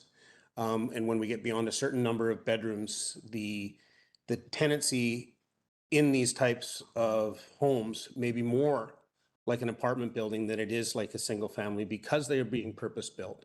And because it's something new where we're seeing that bedroom and bathroom area exceeding the common area. So I think this has been proposed in a way that captures that. We've been able to capture the safety and what Chief Foote talked about regarding seeing this new challenge that they're faced with. I think what we see here is a good balance of all things. It's been a challenge as well for us to deal with the code requirements. We're doing a really good job of that. Our plans examiners are doing an excellent job of seeing that these are done appropriately and meeting the code. But to define specifically what these challenges are with something that is a brand new form of housing and a brand new way of bringing individuals together, when it's not an apartment building as we commonly know, and it's not a single family home as we commonly know, we're bringing all these things together in the building department regulating it and the zoning allowing for it and defining it. Does that answer your question anyway? Sort of. I guess what I'm trying to rationalize or compare to, I see it even on the street where I live, some, I'll call them legacy single family homes. They're larger and there's a lot of vehicles and a lot of different couples and individuals all living together. And so this was built long before people were talking about co-living. It's being used in that sense. It presumably has a greater ratio of shared common space, but it's still, I don't know, 6, 7 bedrooms with 1 or 2 individuals or maybe more in each one. I don't know. And so it seems at the very least we have this grandfathering thing, and I'm trying to, so if we put this in place, if that home wants to do some work where they require a permit, are they all of a sudden, oh, now you're co-living and you have to like, are we getting into that whole thing too, or?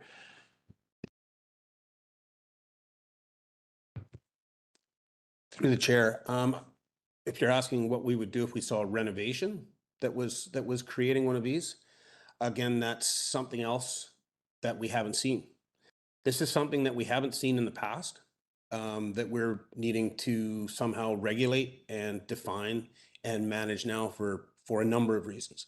I expect that if you wanted to create through renovation a co-living development, that it would be called such and would fall to those regulations. So I just want to check that when we say we haven't seen it, like I think I have seen multiple people in a single family home who are not necessarily family.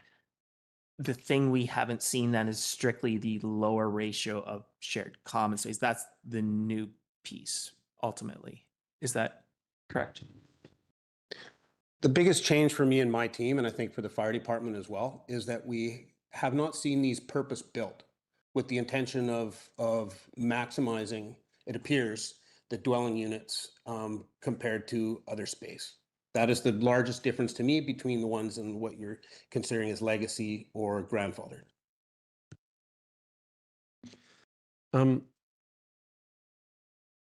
As we're contemplating this regulation, I'm contemplating what a potential variance or a supportable variance might look like or be required, and how that relates to building code and so on. So the challenges around, say, the 6 bedrooms, if someone, or 6, sorry, sleeping units, if someone wanted to do 8, but they figured out a way to address the corridor, like some sort of appropriate safety constraints, like what would that look like? Because that level of detail to me happens at past development permit. I mean, that's building code usually, but they would be above and beyond that. Like, would there be a path to that if they've somehow figured out an appropriate way to address the concerns these regulations are meant to address?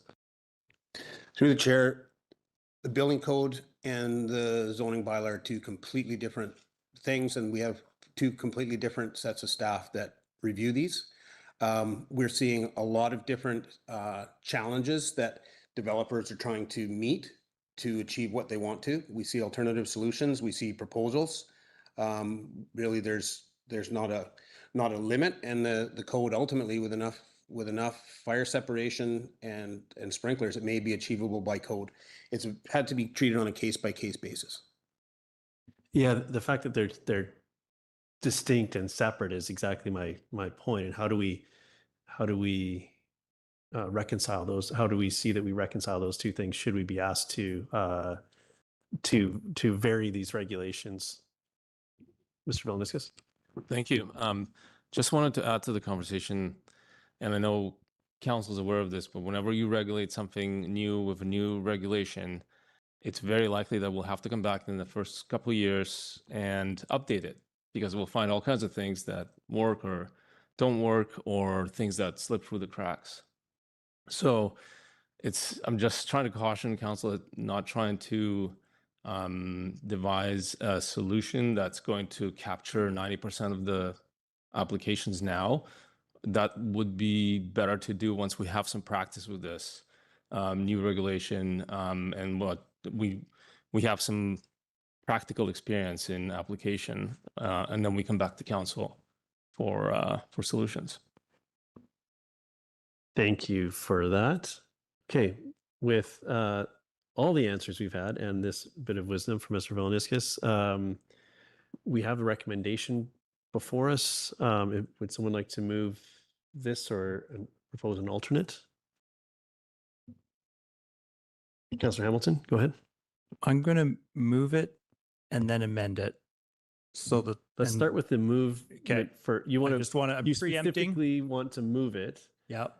as presented, seconded by Councillor Stoner. I'll let you speak to it, and then if you have an amendment, which you may have, you're welcome to put that forward. Yeah, I want to just anyways, thank you. Thank you very much, staff, for all the work digging into this. I believe that co-living will be a positive benefit to our housing spectrum. In the long run, I know when you first build one of these, they're going to be expensive to first build it, and it might not be actually financially viable to do these straight away. But I think in the long term, these will present a more affordable option within our housing spectrum, which I'm quite confident all of council are very passionate about having. The development cost charges and amenity cost charges, yes, those are going to have an impact into the financial feasibility of these units. But we also need to have our community built in a financially viable way. I see how staff has broken down the logic to set these DCC and ACC numbers as a per resident proxy. And I think that makes good sense. Thank you. If you have an amendment, you can put it forward now. But go ahead. So I'd like to amend my motion to give the District of Zoning bylaw, the 2220, first and second reading with the following change. That staff bring back the bylaw with no minimum off-street parking requirement. Okay. Is there a seconder for this, Councillor Hamilton's proposed amendment to this regulation? Councillor Pettingill seconds. Would you like to speak to it? Yeah, thanks very much. I read the community feedback on this. A lot of concerns. There were a lot of concerns expressed about parking. Almost all of the concerns centered around the overflow of parking that goes onto the street, goes onto municipal property, goes onto shared common property. I recognize that challenge. The solution to say that everybody must have a parking spot is a solution that doesn't match the problem. Our problem should be solved by the district, by us, managing the common space better, rather than putting requirements on the private space. I think we're trying to solve the parking problem in the wrong way. I recognize it's a problem, but I think we're trying to solve it in the wrong way. So that's why I would like to propose no minimum parking requirements, because I believe it should be up to the property owner. If you want to build a house without a parking spot because you don't own a car, you should be allowed to build a house without a parking spot. You should be allowed to do that. You should be allowed to buy a condo without a parking spot if you want to. And then those people who have a car should find a responsible way to park their car, and we should help them by managing our land through parking management, aka paid parking. Thanks. I'll go to Councillor Pettingill as a seconder, and then I'll come around. Yeah, in general, I agree. We should have options for people. Like I think the people need to be responsible for managing their own vehicles if they need one, and they should have the option of whether or not they have one. And so, if people, we need to move to a model where none of us are assuming that that public space on the street is my space exclusively. If I need exclusive guaranteed use of a space, I have to secure that for myself, and we need to enforce our parking regulations and so on accordingly. Having said that, as bullish as I tend to be on addressing parking and so on, I would tend to actually align parking with at least where we are at the single family zone or similar sized, similar bedroomed units. And I think that would be a better starting place. I decided to support this because, or second it, because I wanted to hear the discussion, and I actually expect I will vote against the main motion anyways. I'll have some comments, but I wanted to hear my colleagues and share a few thoughts. So that's why I seconded this. Thank you. Other comments on the amendment? Councillor Greenlaw? Yeah, I recognize again, this is one of staff's favorite cat herding exercises, but I'm not going to support this amendment. I don't disagree that people should be allowed to build places without parking, but what we have done is approved a lot of new builds with parking reductions. And I don't think we've felt the full impact of those changes yet. And I think that our community who elected us are speaking quite clearly about this, that they don't want more parking reductions. And I think if we put parking, if we remove the minimums on these, these multiple people houses, that we're going to end up putting a lot of strain on communities, and people will not be happy about that. And they've already been very vocal about it. So I don't think we should omit the parking minimums. But I'll also point out, a good friend of mine is disabled, and she points out all the time that parking is an accessibility issue. And as the great Darcy used to say, we are all only temporarily able-bodied people. So people with jobs, people with disabilities, these people need housing. And unfortunately, in this moment, in this town, we still need a lot of parking. And again, just because we build parking today does not mean that it can't be, a place for storage for future, because these places that are going to have several people living in it, is there enough storage for all of the toys? That doesn't mean it has to be parking for all time. It can be retrofitted into something else. So I'm not going to support the amendment. Other thoughts on the amendment? Councillor Anderson? Thank you. I won't be supporting the amendment. To quote Ms. Hay, we're at a starting point with this package. I believe that we need to build experience, also experience within different neighborhood contexts, locations to learn about what works and what doesn't and why. And we also need to build confidence in this new program with the public, and experience and confidence with respect to parking demand, solutions, and impacts. Thank you.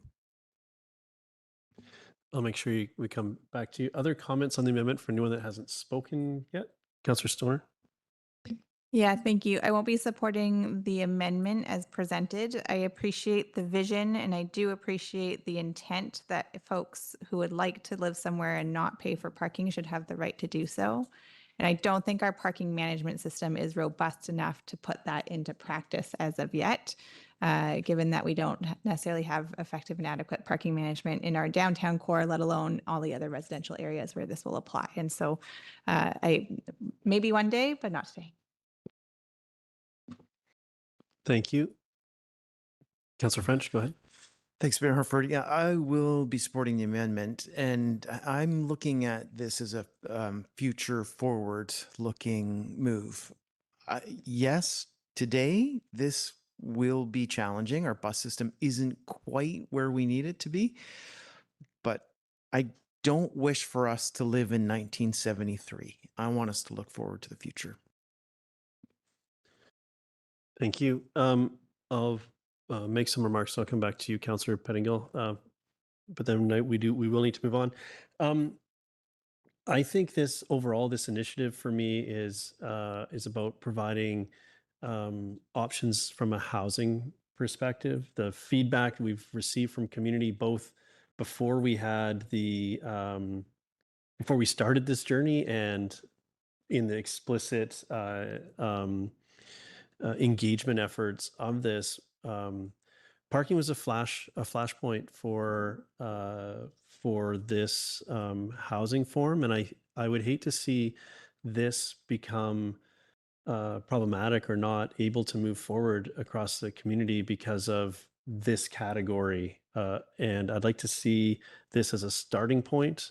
I think that it's already less than one parking spot per dwelling, per sleeping unit, which I think some would argue would maybe consider to be not enough. So I think we're already pushing there. And if this was focused around,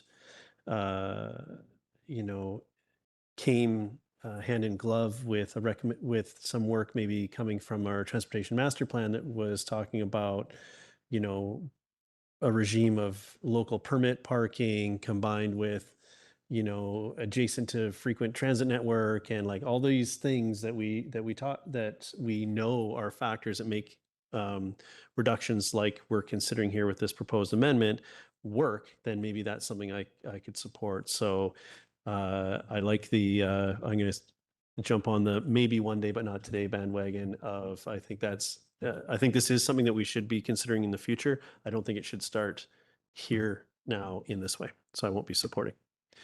Councillor Pettingill, final word to you. Yeah, I just, you know, we are required by the province to add a bunch of more housing. We don't have control over that. We have some degree of control over how many cars come with all that, which also relates somewhat to the number of individuals and thus the demand on Brennan Park and all of those things.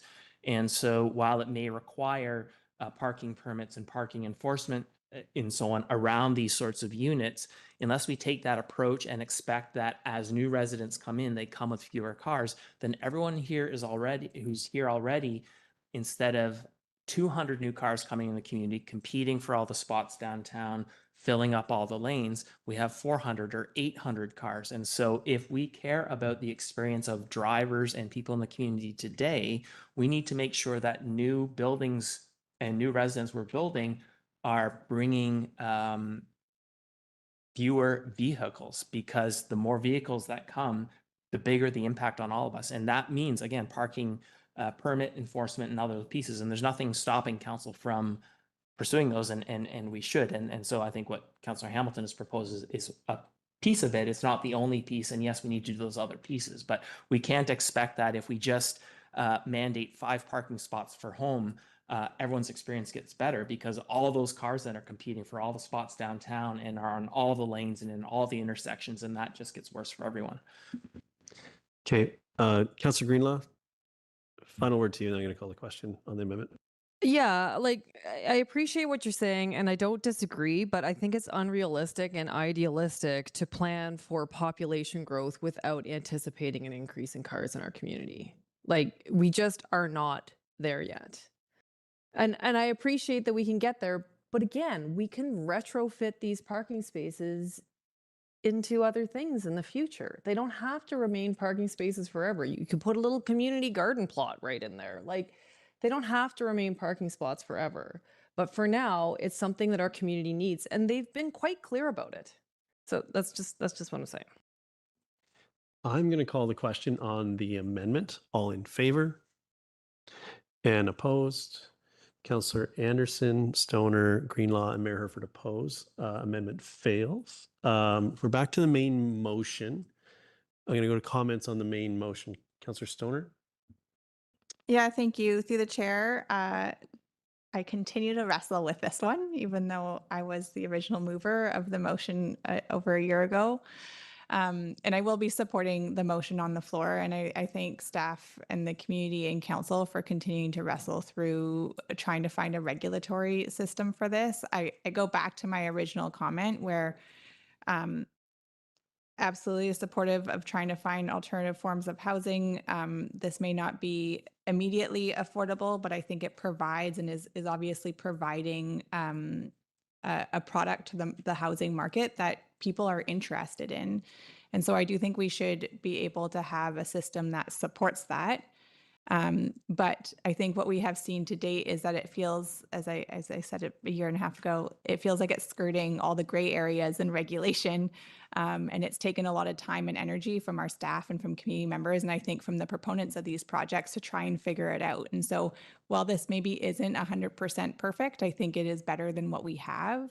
I think it's a working starting point for folks who are interested in continuing to evolve this idea together. And I think it hits on the 3 things that I continue to come back to in terms of problem statements that we're trying to solve. So the first is safety for residents from fire, building code, natural hazards. The second was equity and fairness for contributions to community amenity, utilities, and things like that. And then the business licensing to address the commercialization and protect tenants that are living in these spaces. And so that is what I see in this proposal. That's why I'll support the motion on the floor. And I suspect in a year or two's time, our community and proponents and future council will wrestle with it once again. Yeah, so thanks for the work, and I think it's supportable as is. Thank you. I've got Councillor Anderson next. Thank you. I also feel that this is a reasonable starting point, and I'm happy to support the recommendation of staff. A few miscellaneous things. I agree to the limiting to 6 units as I did previously. I think will be important ongoing to understand the importance or what locations work, and this will fit into our considering a parking strategy that will work. The developers will report that they can't rent out anyway if there's no parking and storage. We'll see how that plays out. And again, it'll depend on location. The Britannia Avenue project, according to its neighbors I've spoken to, has been a success story with respect to neighborhood fit and impacts. A couple of comments on broad goals.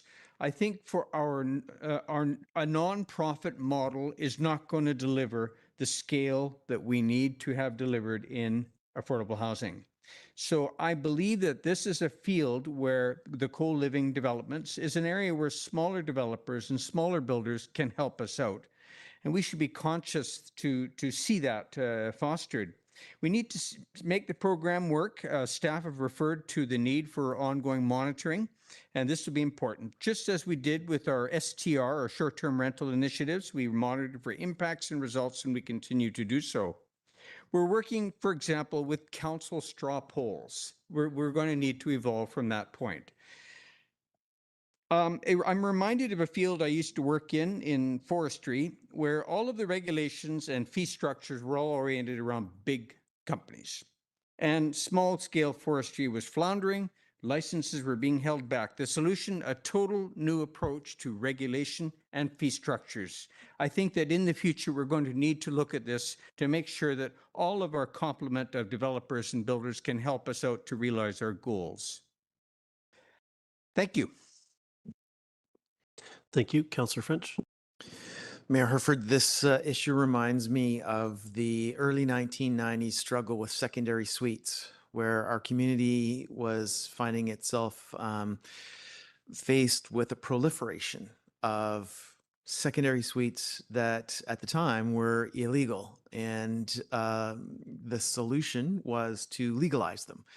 It was a bit scary. There were a lot of unknowns. And as a community, we figured it out. And we've pretty much got the secondary suite situation dialed here in 2026.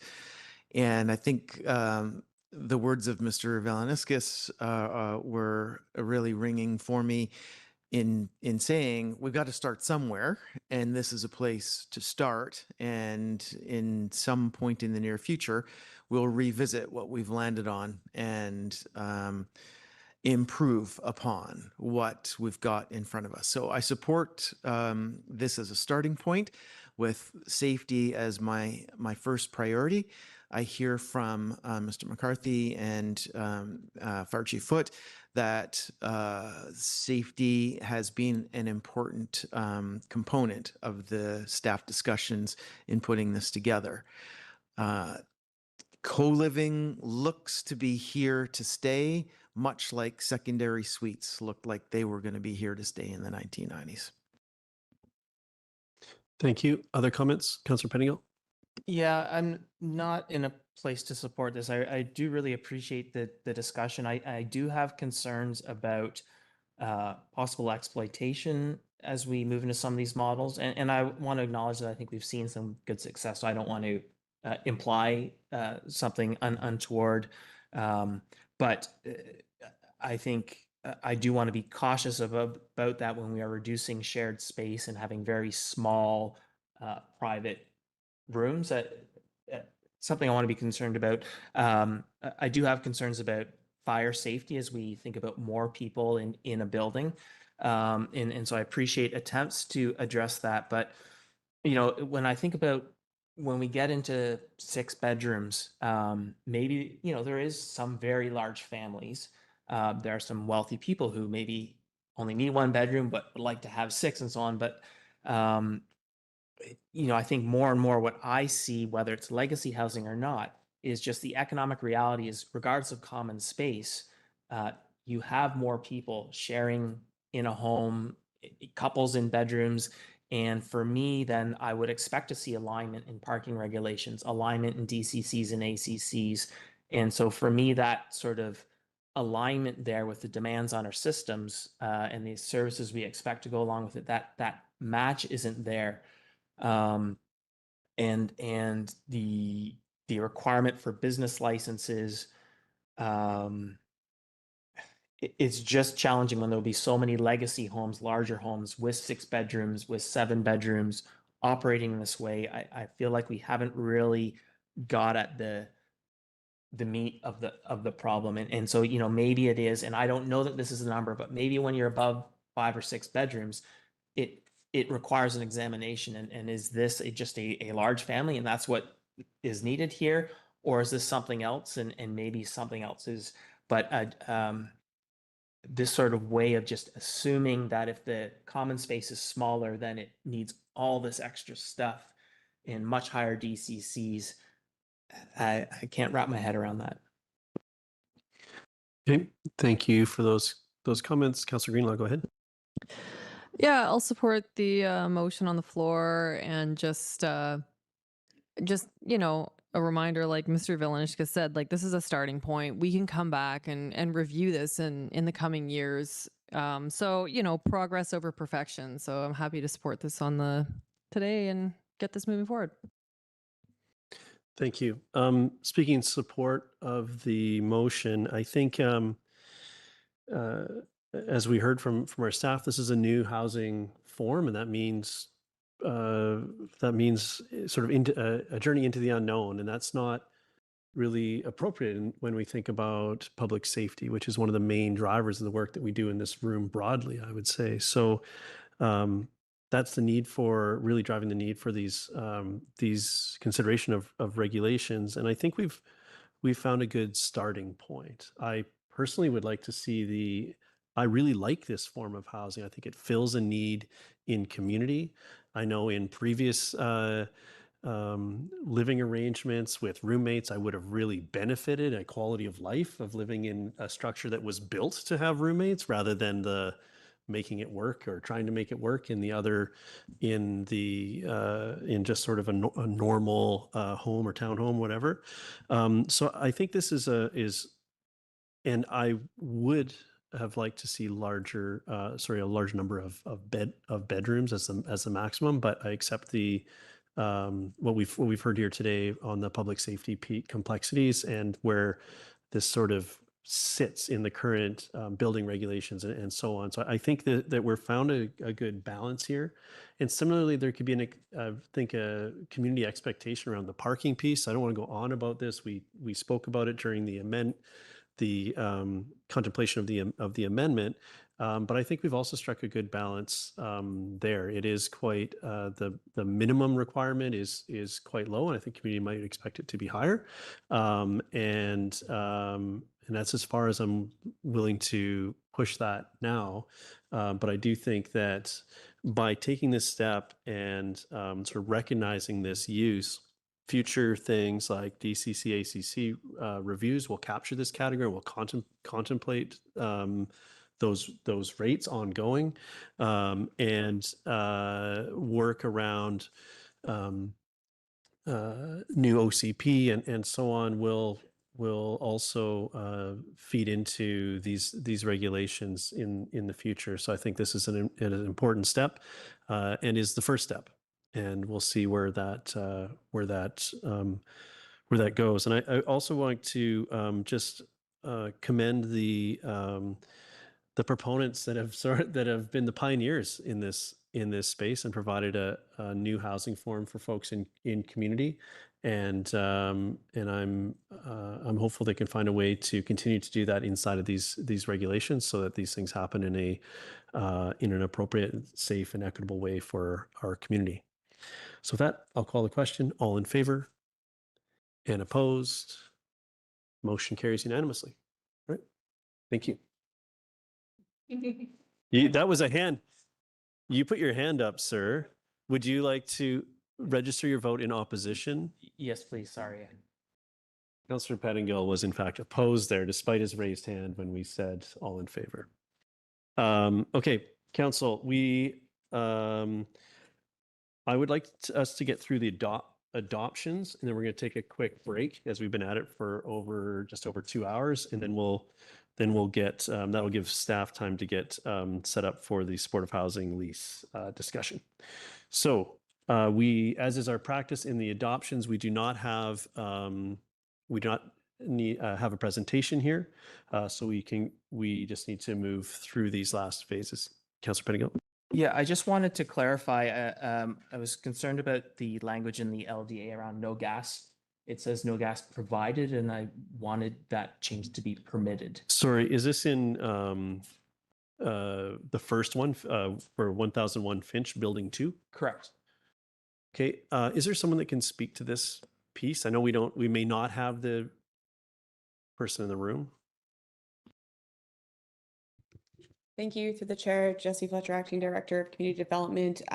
The land development agreement must mirror the motion at third reading, but I can say that there is a covenant being registered with the associated development permit that has language that says no gas is permitted on the property. So there's a secondary covenant being registered. So the covenant has slightly different language than the LDA. Correct. Okay, I appreciate that, and I guess just my request would be, who knows if I'll be in the seat anymore, but that because we've had this discussion a few times, that we try and use the not permitted language instead of not provided going forward. I would suggest you move this, and then I'll second it, and you can make a comment. Sure. Okay, so Councillor Pettingill moves adoption on B1. I second that. Councillor Pettingill. I think comment made. Try to keep us on process here. Okay, so next is the District of Squamish Housing Agreement for 1415 Aspen Road. Oh, sorry, I'll go call a question. All in favor? Any opposed? Motion carries unanimously. Thank you for that. I think we need a break, so we're almost through these and we'll take a quick break. So now on to the housing agreement for 1415 Aspen Road. I'll move that. Councillor French seconds. All in favor? Any opposed? Motion carries. Thank you. Next is the fees and charges bylaw amendment bylaw. Moved by Councillor French, second by Councillor Hamilton. All in favor? Motion carries. And then the fourth and final one is the solid waste utility regulation bylaw amendment bylaw. Moved by Councillor Stoner, second by Councillor Hamilton. All in favor? Motion carries unanimously. Thank you. So let's take we'll take a short break. We'll come back at 10 after, and we will be on item 8A1. So if staff wants to get set up for that supportive housing lease discussion, you're welcome to do that during the break. Thank you.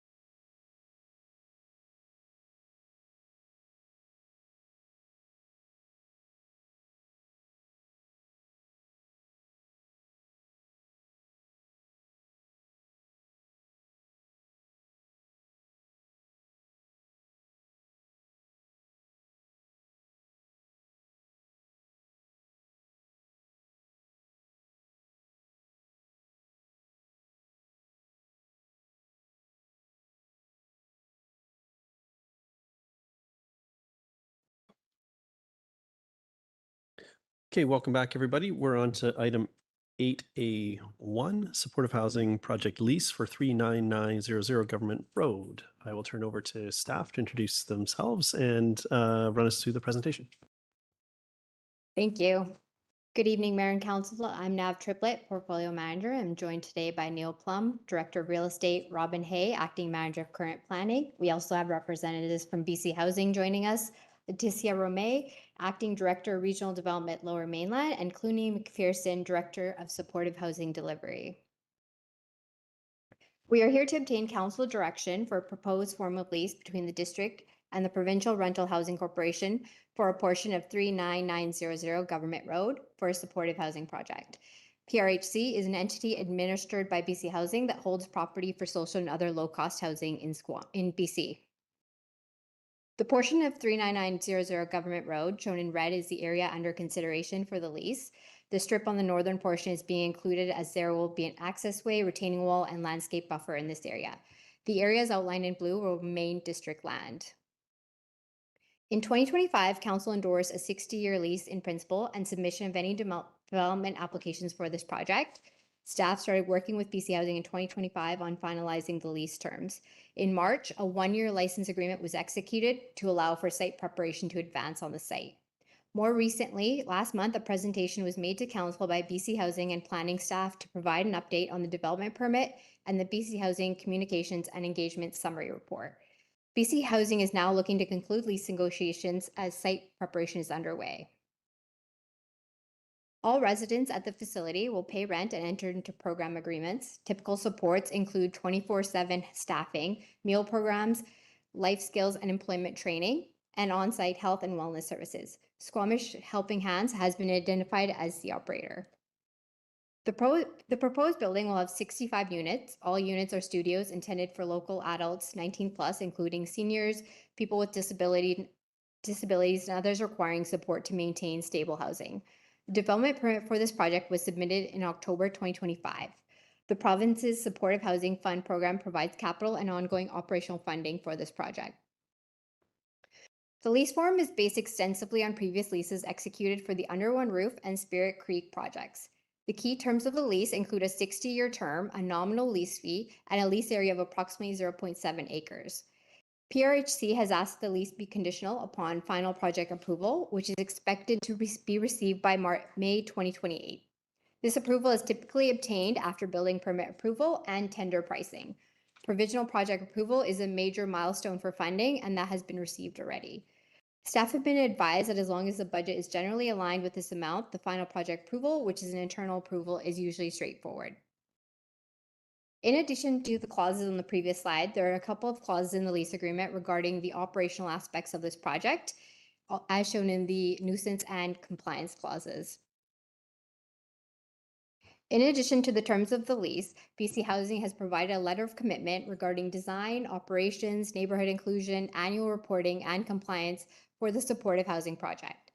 The letter of commitment does not form part of the lease and is not a contract between the parties. A housing inclusion table will be launched by BC Housing prior to the housing units being occupied. The table will be a collaborative forum led by BC Housing that brings together key agencies and community partners to support the successful integration of the project into the surrounding neighborhood during its initial operations, with the potential to extend beyond, subject to agreement between the parties and funding for continued facilitation. 4 meetings will be held in the first year, with the first meeting happening prior to occupancy.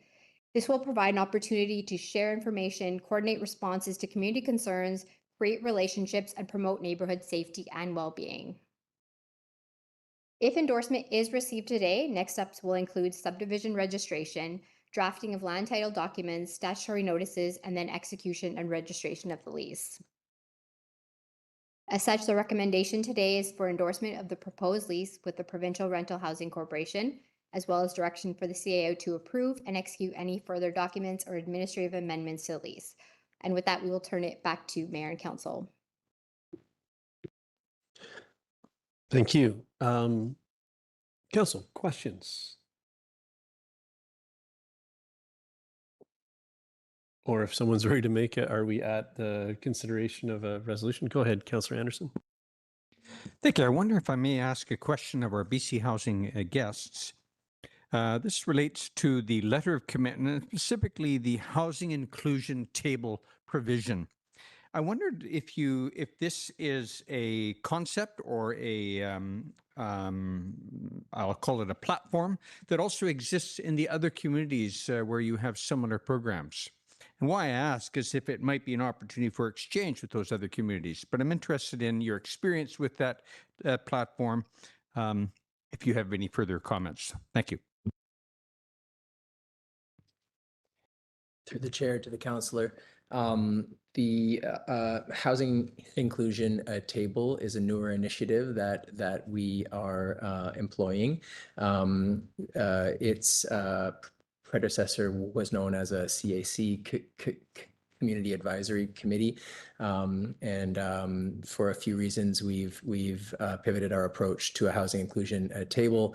The reasons include scalability. Conducting ongoing CACs for every project presents capacity issues to a BC Housing. We also found that roles and responsibilities weren't always made clear enough in a CAC settings, and operators and program providers often found themselves engaging with broad topics associated with general community level impacts around homelessness and other unwanted behaviors. So the housing inclusion table seeks to align interested parties, mostly mandate holders, so entities with a public mandate to support public realm impact mitigation and the successful or the positive operation of a broader community, and is thereby able to more appropriately address those issues without creating false expectations or raising questions around role and responsibility. Thank you. That's helpful. Thank you. Council, additional questions? Councillor Pettingill, go ahead. Yeah, just out of curiosity. So, and I apologize if I missed this, but this will be a lease between the district and BC Housing, and then you have an agreement with an operator that you've spoken about. How often do operator contracts get reviewed, and can you speak a bit to, at a high level, that process? Through the chair to the councillor. Yes, I can speak to a few different cadences that occur in relation to the question. Firstly, under supportive housing, the supportive housing fund, for example, in this case, our typical contract length occurs in 5-year increments, and so there are renewal sort of implications at that point. That allows the program framework to be tailored and modified as we continue to learn regarding what works best in this program area. We then further have an operational review process that occurs in 3-year intervals. So housing providers undergo a BC Housing staff-led operational review every 3 years to assess their overall operational efficacy. And finally, I would point to the annual budget review and financial review processes that BC Housing conducts, which constitutes sort of a regular touch point with operations and ensures that BC Housing is able to monitor financial health as well as operational performance.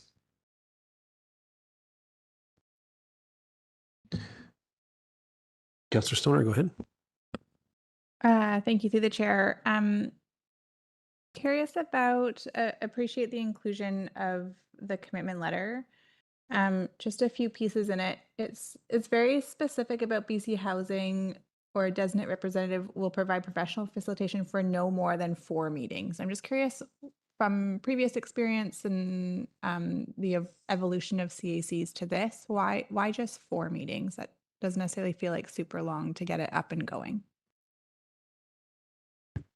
Through the chair to the councillor. I would restate earlier comments around capacity limitations and the need to find a balance of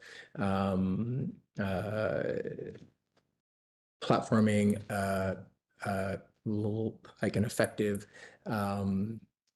process, but also not being able to do so ongoing for all projects.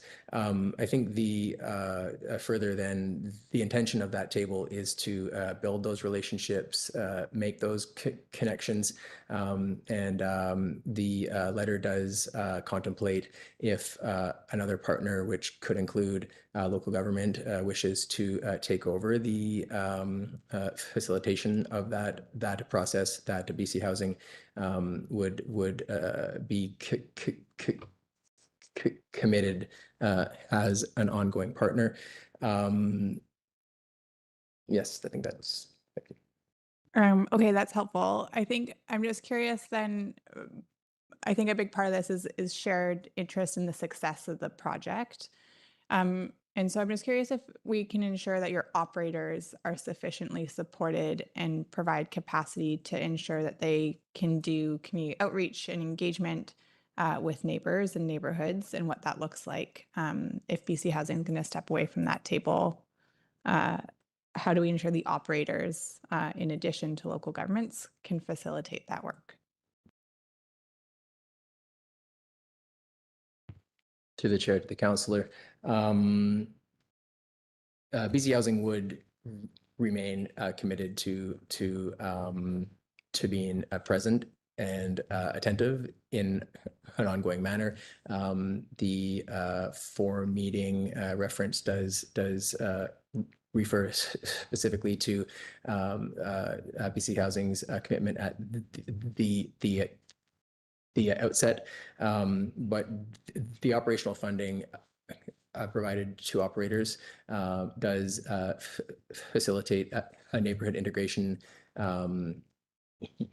initiatives, and we would stay in constant dialogue with the operator around the need to enact any additional measures. Okay, that's helpful. And then one last piece of clarification on the letter of commitment, section 4 on the annual reporting. It says BC Housing will make reasonable efforts to collaborate on and contribute to an annual report. Just curious how we would define make reasonable efforts.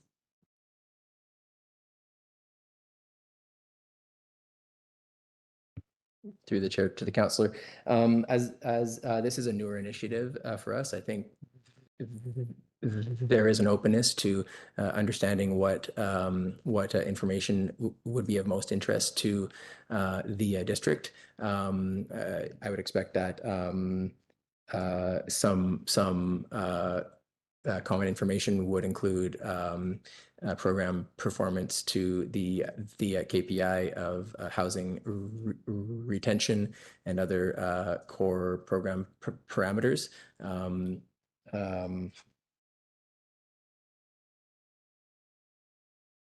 I would just affirm BC Housing's commitment to working with the district to provide information that we were able to provide.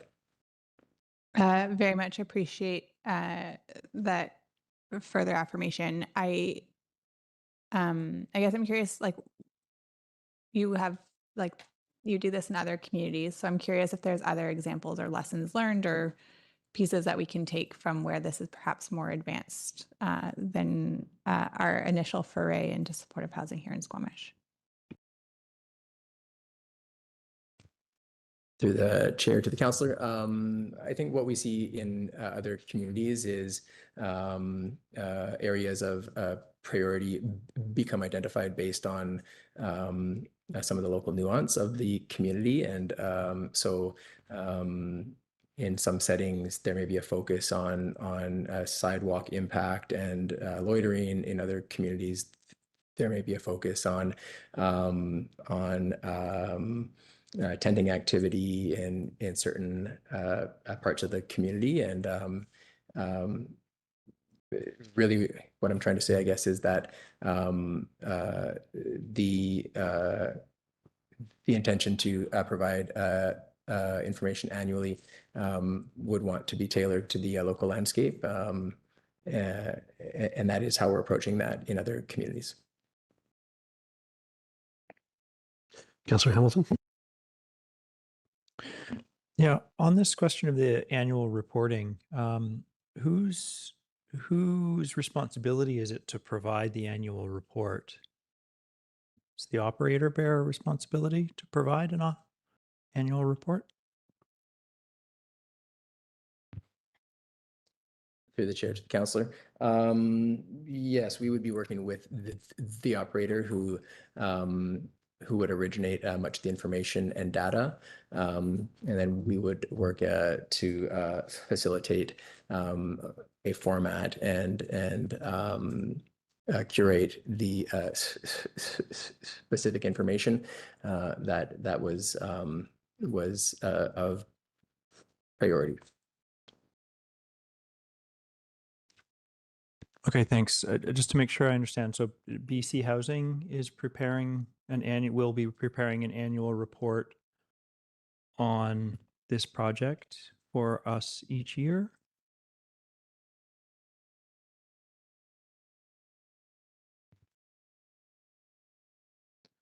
Through the chair to the councillor, BC Housing affirms the commitment that a report be provided, and that would either be provided by BC Housing or by the housing provider with the facilitation of BC Housing. I don't have a more specific answer here, and we would also be open to the preferences of local government. Thanks. I wanted to be clear whether it was BC Housing's expectation that the District of Squamish was taking on the responsibility for annual reporting. And I was hoping that, I hope that's not the case, because I think it's BC Housing and the operator who are in the best position to have that information and share it. My next question is about the compliance with this letter of commitment. I find the letter of commitment does a very good job of addressing many of the challenges and concerns that we've heard in our community, and I'm sure through the experience of BC Housing.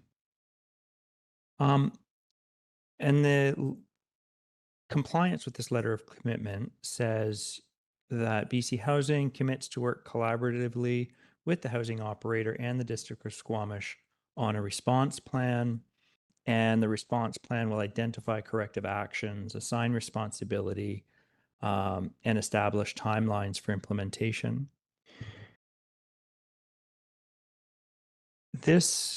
The compliance with the letter of commitment to me really speaks to the core of trust between the community and the housing provider, and the community really truly believing that these commitments will be upheld. So could you give me an example or two of plans or pieces of plans or corrective actions that you've had in experience of other supportive housing scenarios that have been brought up by the community, and how BC Housing has engaged with the addressing of that challenge? Through the chair to the councillor, yes, I can. We had a scenario in which a community was flagging the impact of kind of associated or adjacent sidewalk activity in proximity to a supportive housing program. In working with the operator, we worked to adjust the frontline staff policies that related to how staff were engaging with non-residents who were seeking services at the property, though well-intentioned to provide a broad services to folks who may be experiencing homelessness, but were not residents of that program. We had to work to align the operation back to its core mandate, which was the delivery of those rental homes for those residents, and ultimately adjust some of the policies in place to prevent the sort of unintended activity that was occurring as a result of those policies. So that's one example that comes to mind. Thanks very much. Thank you. Other questions, council? If there's no further questions, perhaps we're ready to engage with the recommendation. Councillor Stoner moves. I'll second. Would you like to speak to it, Councillor Stoner? Yeah, I'm happy to move this motion and appreciate where we've gotten to. I think this is an important next step to realize supportive housing units that are desperately needed in our community for the long term. I also very much appreciate the evolution of the community advisory committees to the letter of commitment that is included here. I think that's really important for our community, for neighbors, both immediate neighbors and more broadly, to continue to see themselves involved in this process as the project comes to fruition. As I mentioned, I think the shared intent here is for success of this project for folks who live there and live next to it, that it's going to provide the housing that we know we very desperately need. And I think that this helps set us up for success. It isn't the lease itself. It isn't the letter of commitment. I don't think that is actually going to deliver that. I think it's the relationships that we build and the trust with the partners at the table, as well as with community members. And so this sets the foundation and the framework. But again, grateful that you're here this evening in person. It's really lovely to continue to build relationship with folks at BC Housing. And I know that whoever, I believe we know it's Helping Hands who'll be operating this building, will be a committed community member to delivering the operations of this housing. So thanks for the work and happy to support the lease. Thank you. Councillor Pettingill. Yeah, also happy to support this. I think it's an important step forward in providing some desperately needed services. I want to speak briefly to the elephant in the room, and I think there's legitimate community anxiety.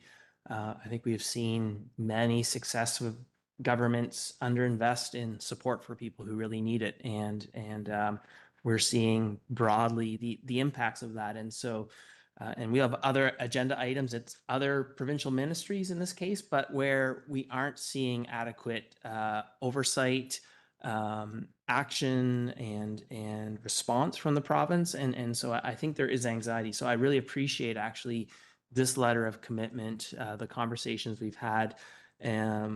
I have had a chance to work with the ministry in various capacities over the years, and believe that in this ministry and in BC Housing, there's a real genuine desire to make these things work. And we're trying to figure out, all of us, how to do it with really tight budgets, and sort of asking ourselves, if budgets are going to be tight, can we do this successfully? Does it make things better or worse? And I think we are in a place where this will be a step forward, and there will be things we have to work together on.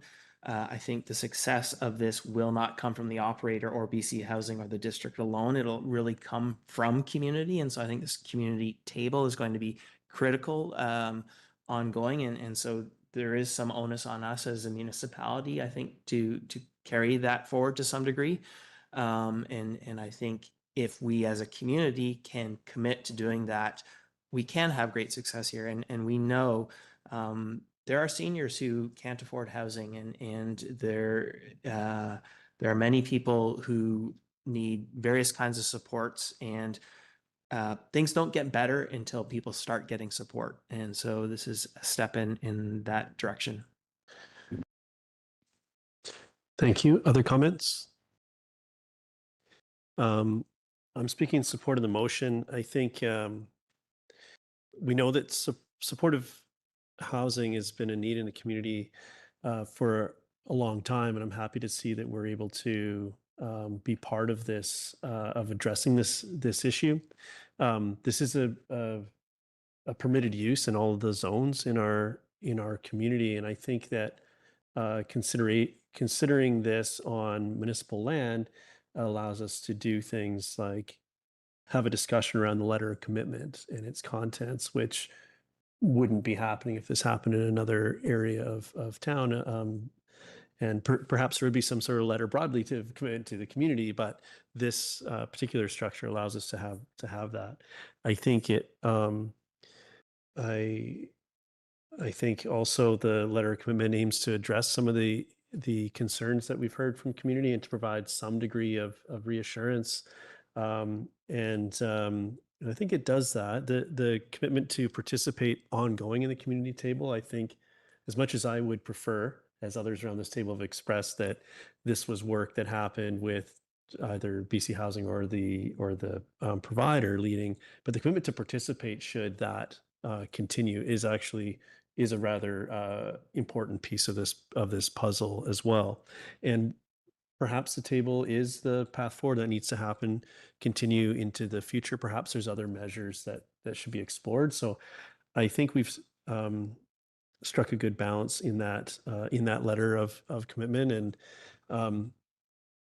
from other experiences of other communities, sort of one of the sort of pieces I've distilled down is that these projects, it really comes down to how they're operate, how they're managed, and how they integrate with community as to how successful they are. And that's not necessarily apparent on the surface from a funding level or a location or any of those other things. It really comes down to, as others have said, those relationships and how much care and attention is given to the residents and the of the facility itself and the neighborhood ongoing. So this is a journey that we're committing to as a community by endorsing this, and I know that we need it, and that Squamish is up for that conversation and doing that work in a good way to serve some of our more vulnerable people in our community. So thank you so much for coming to be here with us today, to our guests from BC Housing as well, and to staff for all the work on this file over the last, let's call it the last while. It's been a journey to get to this point. Seeing no other comments, I will call the question. All in favor? Motion carries unanimously. Thank you so much. Okay, Council, let's take another quick 5, and when we come back, we'll be on Garibaldi Springs LDA amendment as it relates to affordable housing. So 8:50.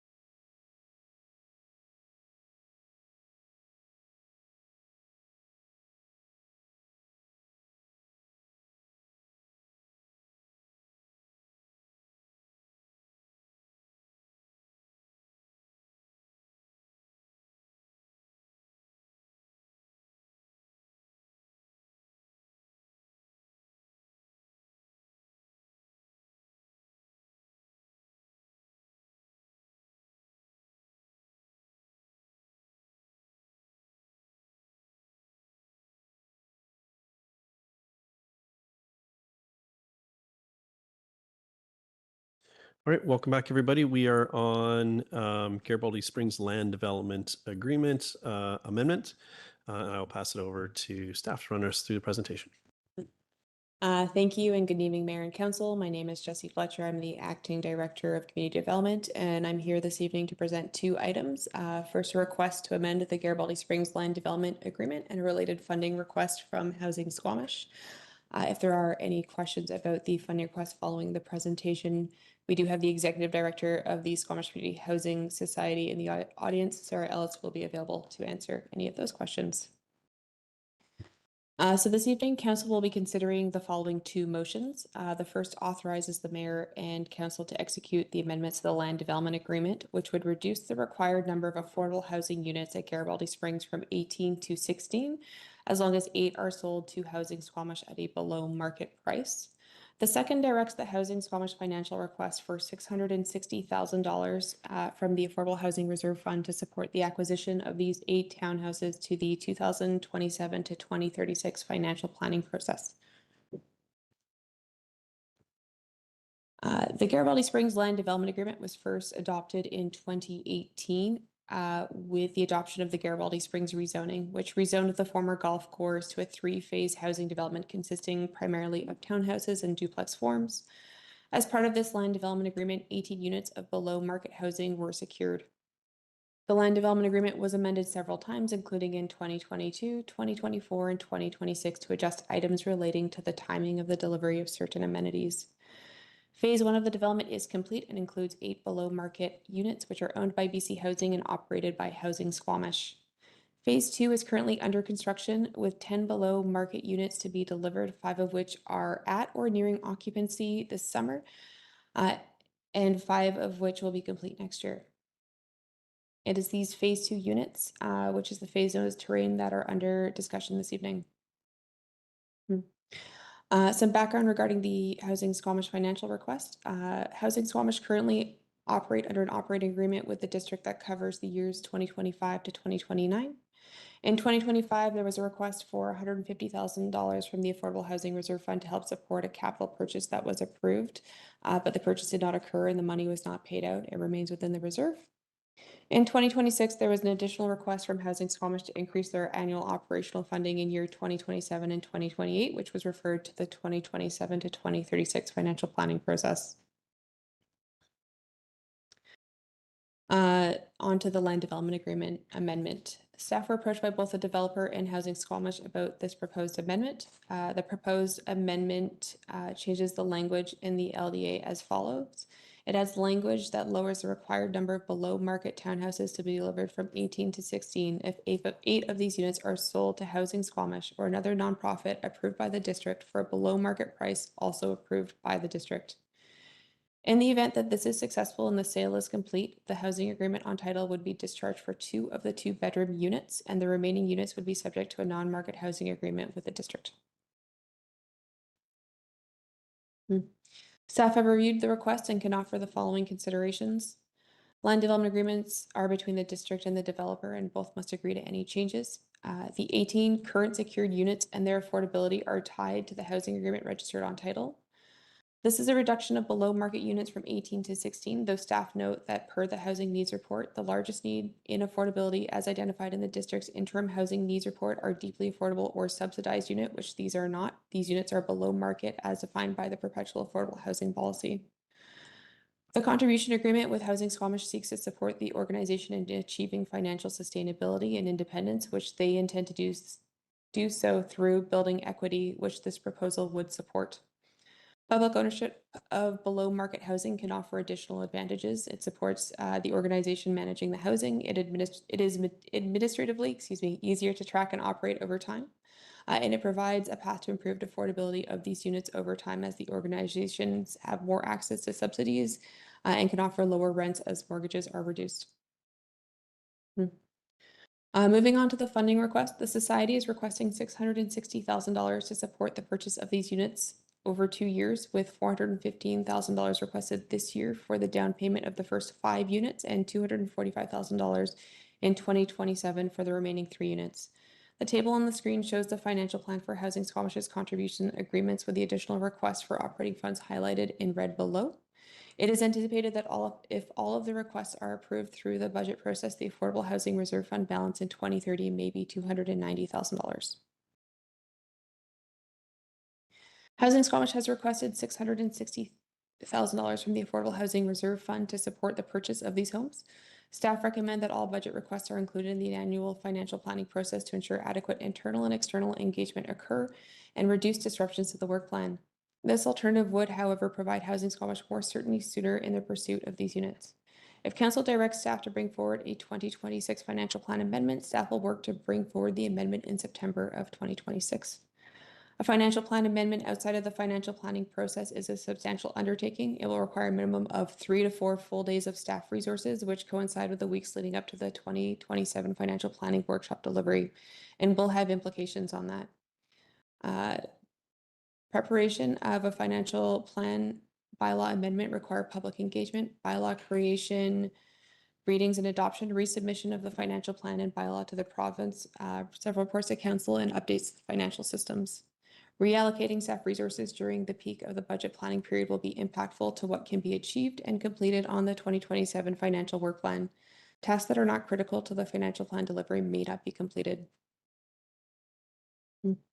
Housing Squamish has indicated that they require the $415,000 this calendar year to complete the purchase of the first 5 homes, whose occupancy is expected this summer, while the additional $245,000 would not be required until 2027 as a down payment for the remaining 3 homes. Housing Squamish would be committing $250,000 of internal society funds for closing costs, in addition to financing from Van City for the remainder of the overall purchase. Staff recommend this evening that Mayor and Council execute the amendments to the Garibaldi Springs Land Development Agreement and direct the Housing Squamish acquisition funding request to the 2027 financial planning process.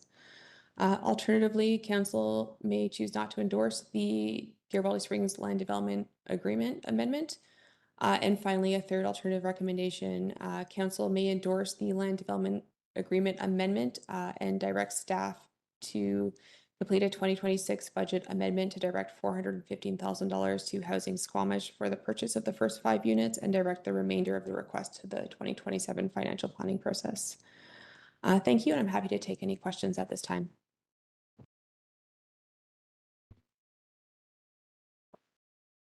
Okay, Council, who would like to get us started with questions? No questions on this? Councillor French? Mayor Herford, I'm curious to know about where the land developer is at in this. The request is here in front of us, so I'm presuming they're on board with this. Can you speak to that? Thank you through the chair. Any amendment to a land development agreement typically will come from the developer, and in this case, this is what has occurred, but in conjunction with Housing Squamish. And could you remind me, if this isn't supported by council, what happens to these units? There's still a commitment for them to be built and operated. It's the is that correct? Like, just where would it leave us if we stayed the course? Thank you through the mayor. The 10 units under discussion this evening are secured with a housing agreement for the perpetual affordable housing policy, so they would remain affordable housing or below market housing per the policy. Okay, thank you. Councillor Stoner? Thank you through the chair. Can you remind me in the community, what was the source of the Affordable Housing Reserve funding? There's quite a bit of money in there. Where did that money come from?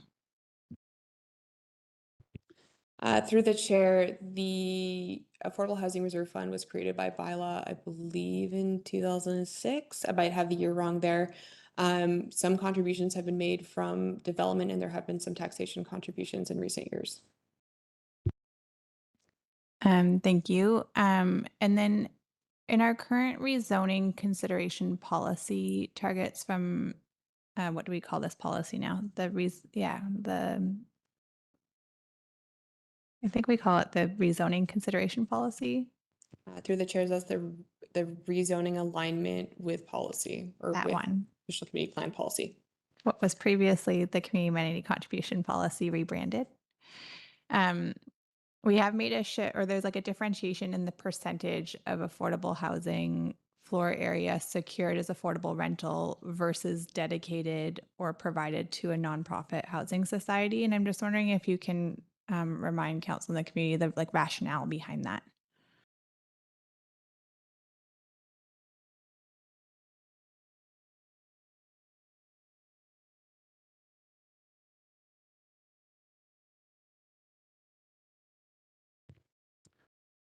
Through the mayor, thank you for the question.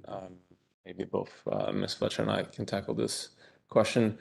For the rationale, it recognizes that a lower percentage is feasible for developers to provide because it costs them more. There's no revenue coming from that product because it is then gifted essentially or transferred to a not-for-profit or the district.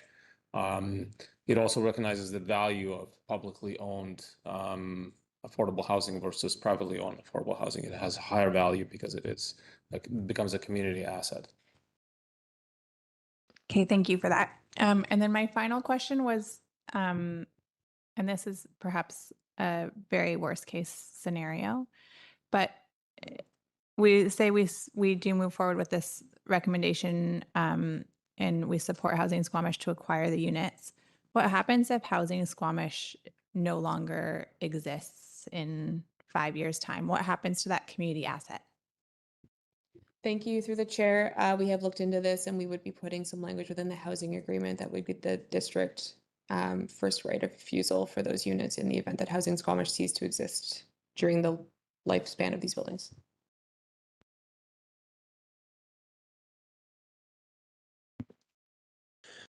Okay, Councilor Pettigill. Has staff had any look at, I understand there is a focus on 8 units, which is a reduction from the total 10, but it makes the 8 more accessible price-wise. But if there are additional or alternative funds where we might be able to acquire all 10? Through the chair, staff has not looked into that. The district is not a proponent in this. It would have been between Housing Squamish and the developer.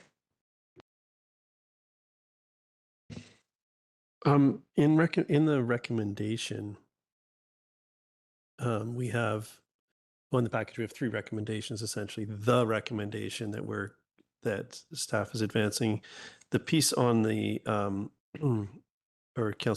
staff's recommending is that the funding requests go to the 2027-2036 financial planning process. But we're hearing, and it's reflected in the alternative recommendation too, that those funds may be required sooner than that. So do we have assurances that that if we advance the staff recommendation, the primary recommendation, that will actually achieve the outcome we're looking for? It seems to be, I was having a hard time reconciling what sort of hearing the need is quite immediate, but the recommendation is for something that would have the contemplation happen over the course of our financial planning and then through the fall, early winter, and be adopted around Christmas time. So Q1 would be the first time that we'd be able to release funds if we took this approach. Would that still work?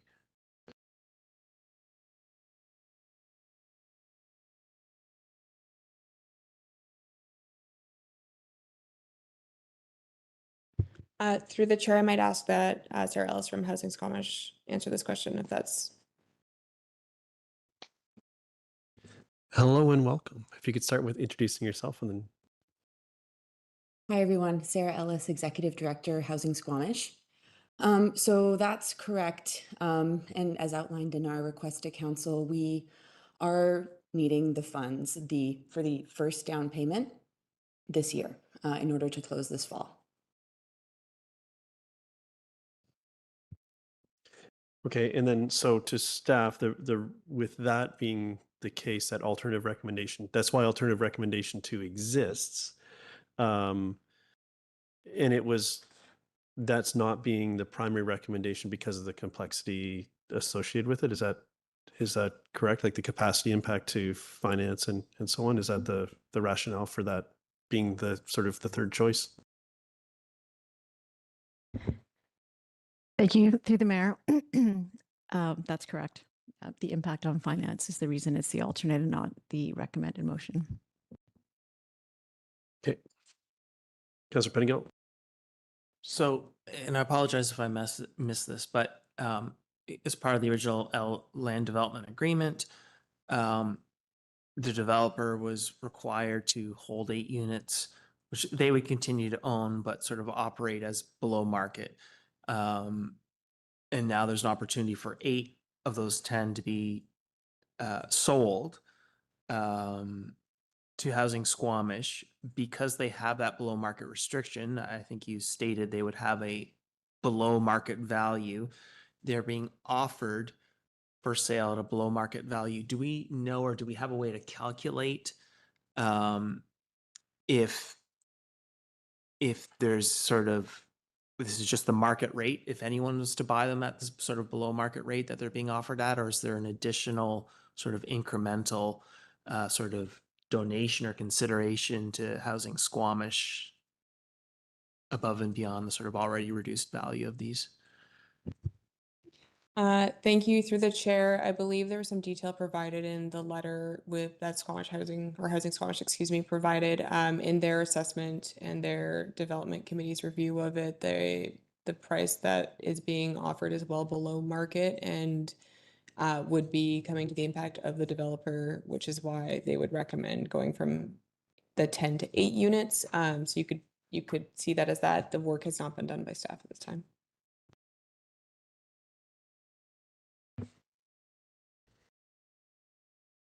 Council, I'm through the speakers list. Are we ready for contemplating a motion here? We have a recommendation. We've got one alternate really, but go ahead. I will move alternative recommendation number 2.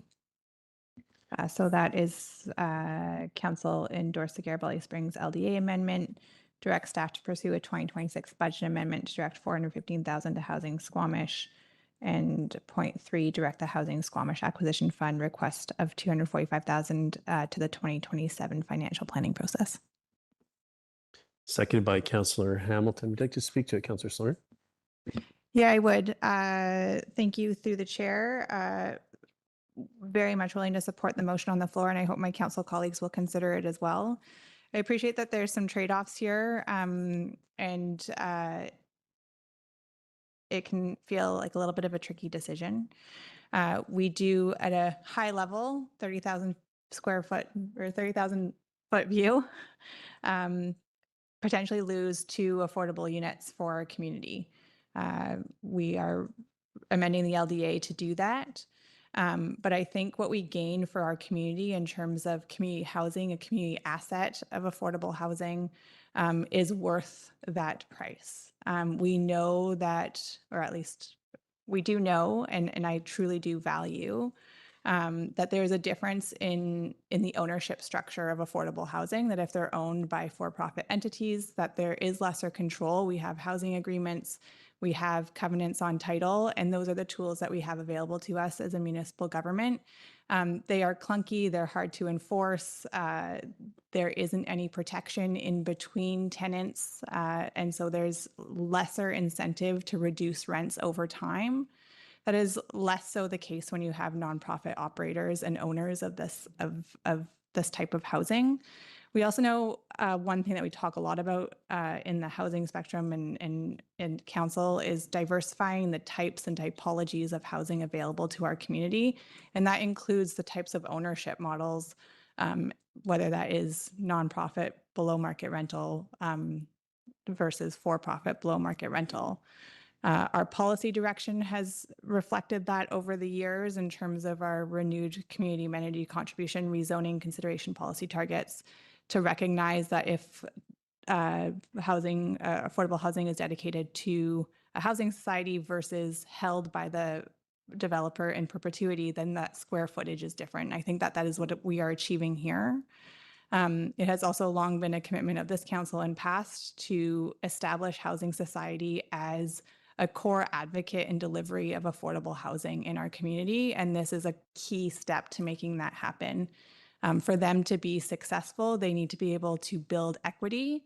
And while we were hoping that we were going to be able to establish this entity and it was just going to be able to run and do it all on its own, they have done an amazing job of turning over every single stone to find funding. They have secured funding to co-purchase Tantalus Manor in our community. They are already delivering they're already operating the other units at Tantalus Manor on behalf of BC Housing. And I think this is a really important step for them as an organization to be able to actually start to build equity and assets in our community for community good. With regards to the alternative recommendation for advancing this in a 2026 budget amendment, this deal falls through if we don't do this now. And so I appreciate that this is a lift for the District of Squamish. It is outside of our normal financial planning process, and we are taking money from an affordable housing reserve that is specifically for this purpose.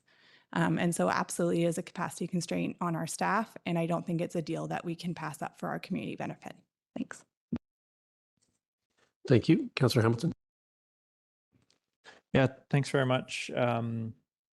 It's clear to me that the benefit to having Housing Squamish build equity far outweighs the 2 extra units that would be available without this deal. So to my mind, it's quite clear that in the long term, this is a better deal for the folks who need affordable housing in Squamish. Regarding amending the financial plan for 2026 versus putting this in the 2027 financial plan, I sincerely appreciate staff's clarity on what the implications are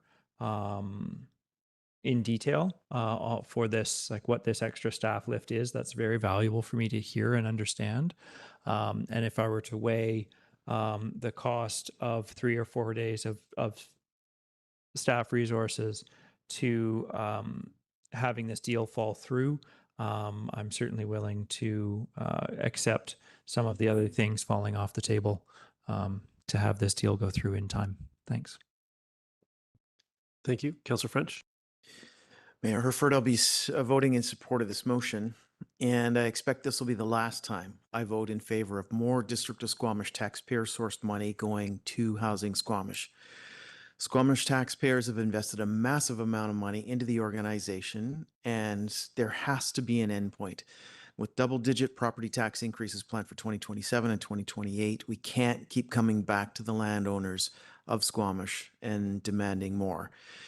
There are some key words in this proposal that have me believing this is basically what's needed at this time and is an opportunity we need to jump on. Leveraging and ownership. The funds that we're talking about here will be used to generate future funding for the Housing Society. So I see this as a solid investment in future below market housing in our community. The best way to create the leverage that the Housing Society needs to be successful is to own and control some units. Councillor Pettingill. Yeah, I'll be supporting this. I think our community has been pretty clear and wondering why we don't have a housing society like Whistler. It's something we've heard for a long time, and it's what we've been building, and we have, and I don't think it's a complete surprise, but it has required ongoing operational funding, and here's an opportunity to the whole point of this equity is so that that operational funding from the district is no longer required, and this is a significant step in that direction. When I look at the analysis, the gap between what we are able, or what Squamish Housing is able to purchase these units for versus what they would be just regular market, it is really good value to build that equity, to get that self-sufficiency, so that as you know, to address my colleague's concern, we need to provide less direct funding to Housing Squamish. So I think it's important. The thing I've been really wrestling with is there not a way for us to do all 10? I think I hope staff will sort of stay alert to opportunities, and I think we're probably through all the remaining LDA and other adjustments at Garibaldi Springs, but maybe there are some other things that will pop up and that will provide an opportunity, because another 2 units would go a long way in terms of building that equity. So, but I think this 8 is a very worthwhile step. So happy to support. Thank you. Other comments? Councillor Greenlaw? Yeah, I'll speak in favor of the motion. Kind of similar to Councillor French. I hope this is the last time there is a request for this, and the reason why I am supporting this is because I believe this is part of helping Squamish housing become self-sustaining in itself. It needs to have those foundational assets to build off of. So, you know, somewhat happy to support. I'd rather other levels of government actually do their jobs and fund our affordable housing, but that is another conversation. So, yeah, happy to support. Thanks. Thank you. Other comments? I'll venture some comments and then I'll come back to you, Councillor Stoner. I'm speaking in support of the motion, and the need for affordable housing in Squamish is known, is often discussed in community and in this room. I think, as others have mentioned, our current policy allows for sort of a couple different calculations. One being a number of units is created, and that's a higher percentage, and the other is a lower number of units, a substantially lower number of units, if they're gifted to. This is a third category that I have not contemplated. Obviously, the Housing Society has done this work and brought it to us. And I remember the first time that we were contemplating, how do we value a gifted unit, like before we had that policy. So I think this is an interesting third category, and I'm happy to support it. Comments here tonight have around ongoing funding and so on. The decision for us tonight is one, the LDA, but also the funding request. These funds sit in an affordable housing reserve. This is what they're for.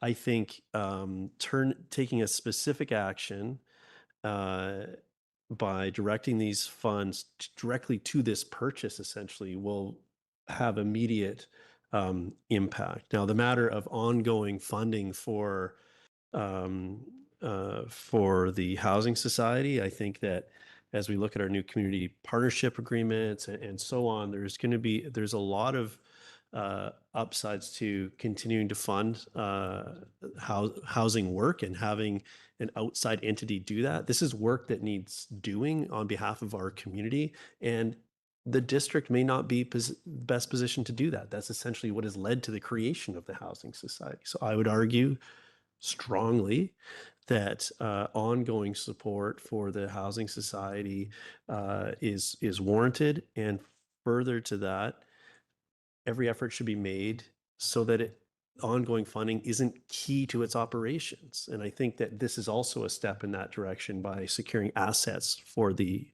entity. So happy to see this move forward. I do want to speak to the sort of, this is our alternative recommendation 2, which is a more immediate and does have a more intensive process to get these funds in time, really, so that they can be brought to bear for this purpose. I appreciate the clarity from staff as to what will fall off the table. And those, I think sometimes when we have these capacity things, we sort of put it into it's a staff capacity, it's a staff thing.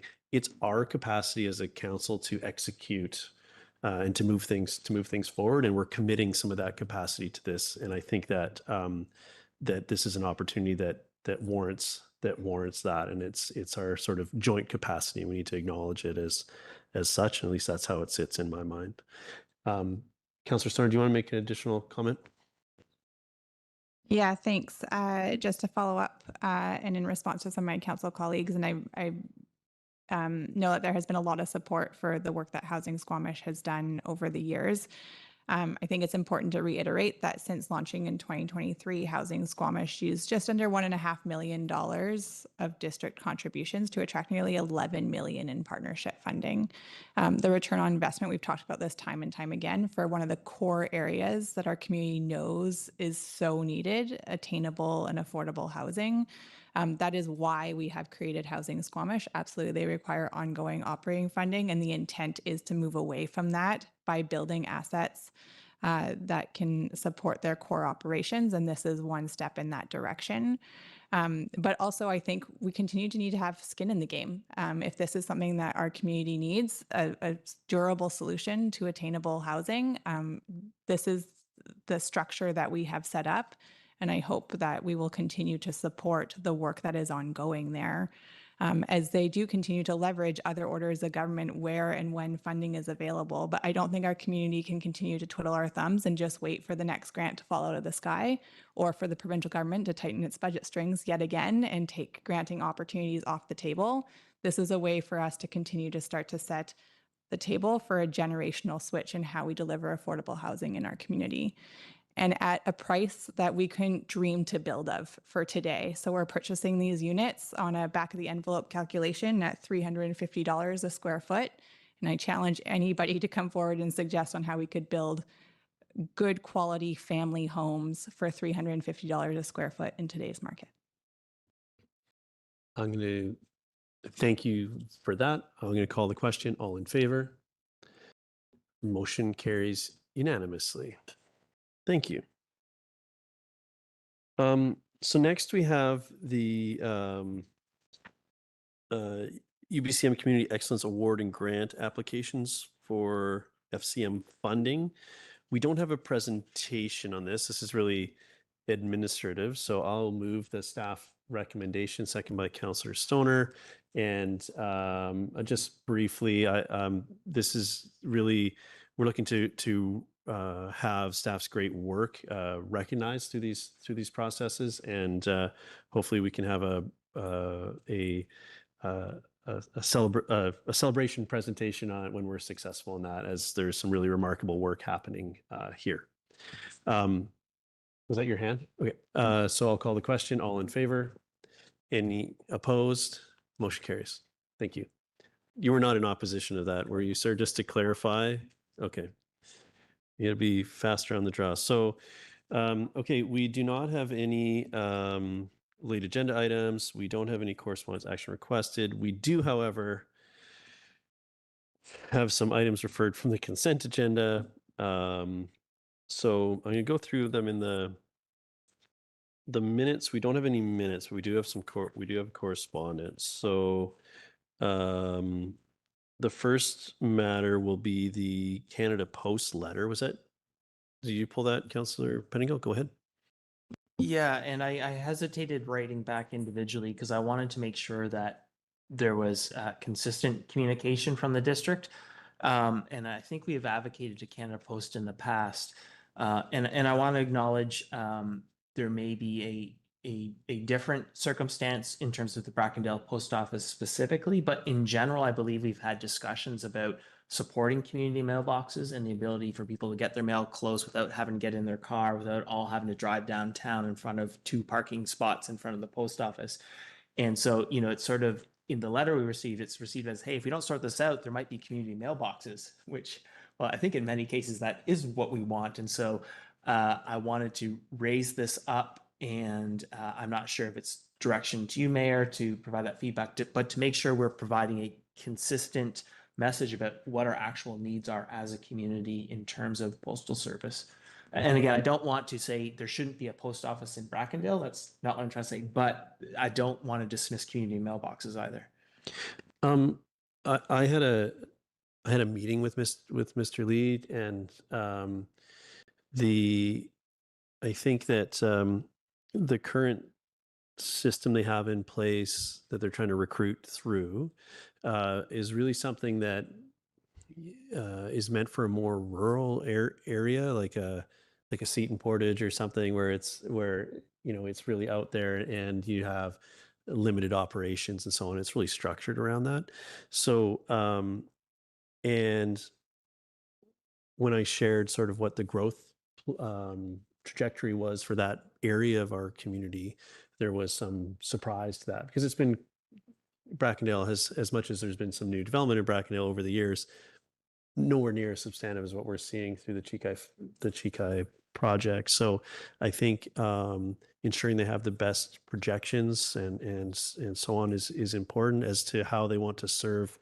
I don't know the practical differences between the neighborhood mailboxes and where they are and how people would need to move and like how that assessment, but to make sure that as they're making their operational decisions, they're working with the best information is something that I think we should would be worth sort of reinforcing.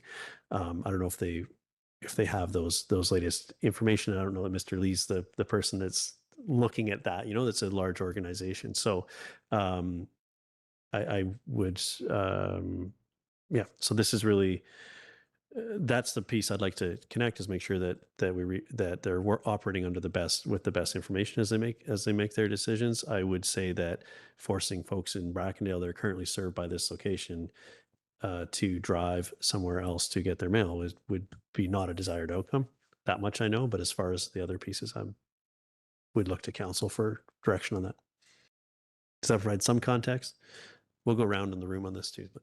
Okay, yeah, I think I'm mostly on the same page, but I believe we've had discussion of like seeing value in community mailboxes in many places and wanting to make sure we are advocating for that. Again, separate, there may be a special circumstance where it is desirable for this post office location to stay open, but I think we want to be very clear, at least to my mind, it's not like we'll figure out whatever you want to do, community mailboxes or not. I think that is actually a desire that's aligned with our transit goals and so on. So some clear advocacy on that piece, I think, is important myself. Okay, I'm going to, Councillor Greenlaw. Yeah, I guess I have two pieces for this. I think we've all experienced some interruptions to our mail services over the past couple of years and can see and commiserate with the frustrations around that. And perhaps it's warranted to do some sort of letter of advocacy to someone about this. But the other thing I was going to say is having the community post boxes. It's interesting. I was speaking to somebody at Canada Post a little while ago because it's long been a bone of contention for me that all the access in my community to mail is through downtown. And when I spoke to Canada Post about this, and I spoke to one of their RSO, regional service officer, I think they're called, basically we can't retroactively add these super boxes to communities.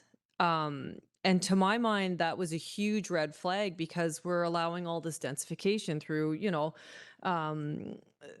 good God, what was the name of the thing we did today? The multiple people, what? Co-living. With all this co-living and just multiple people living in the same residence, like we're going to have an increased burden on our post office boxes. So again, it is in our best interest to have these super boxes in communities because it's reducing traffic to places like the Garibaldi post office and the downtown post office, which I will remind people, sadly, a child died in that parking lot a few years ago.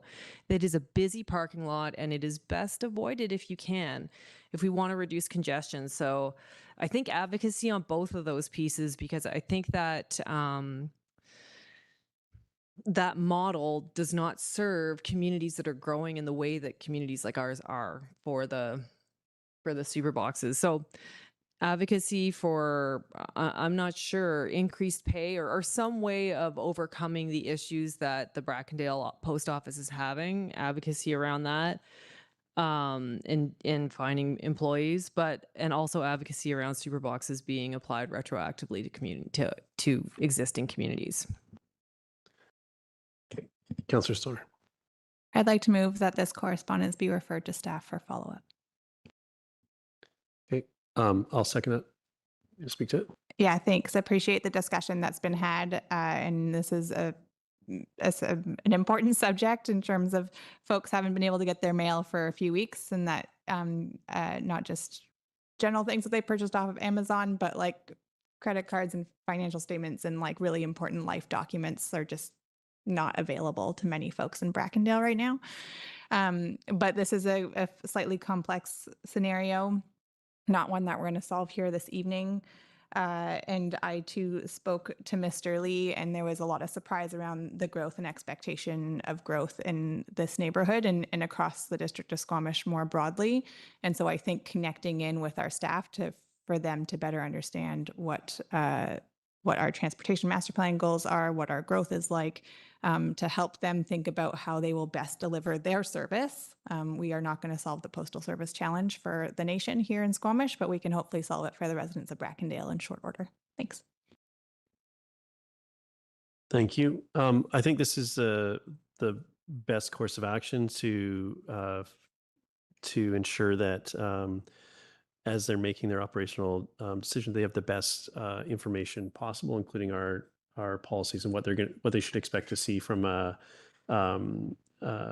development perspective, and sort of recognize that Brackendale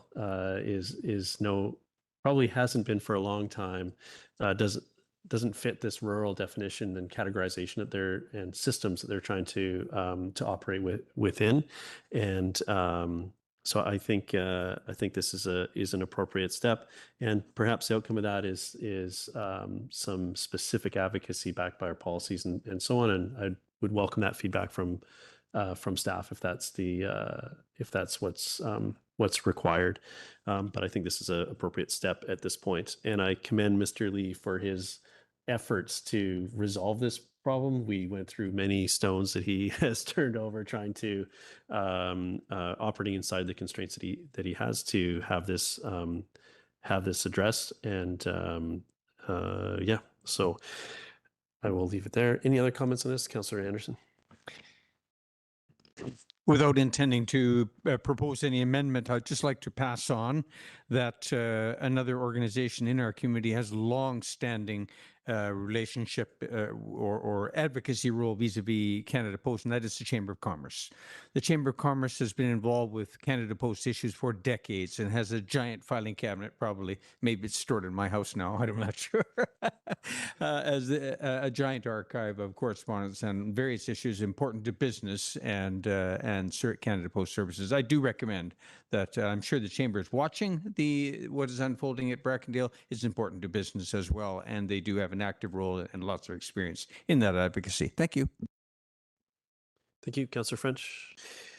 Thanks, Mayor Herford. I support the motion, and in doing so, we'll point out that Mr. Lee apparently is getting to know us collectively quite well. I also spoke with him, and I will pile on with Councillor Pettingill in endorsing the community mailbox concept. Where I live, there is a community mailbox type kiosk, and I love it. It works very well for me in my family situation. Okay, seeing no other hands for comment, I'll call the question. All in favor? Motion carries. Thank you. Then we have the letter from Minister Boyle around housing. Was that who pulled that? Councillor Stoner, go ahead. Yeah, just briefly wanted to, I'll move receipt and then I'll speak to it. I don't think that there's any further. I seconded that just for the minute. I don't think that there's any further action here. I just wanted to recognize this letter from Minister Boyle, which is kind of her to respond that we are doing all we can in order to try and achieve our housing targets, but it continues to fail to notice that there aren't any incentives or sticks to ensure that those housing units are actually getting built at the end of the day for the folks who need them in our community. So we've approved a lot of housing, but what we're seeing is our housing starts are slowing down. This continues to be a challenge across communities in the province, and I just wanted to share with Council and the community that through UBCM, last week, it was our quarterly board meeting, we did have a chance to meet with Minister Boyle and address this issue, as well as a forthcoming issue around the Build Community Strong Fund and the federal government's focus on reducing development cost charges resulting or connected to that funding stream.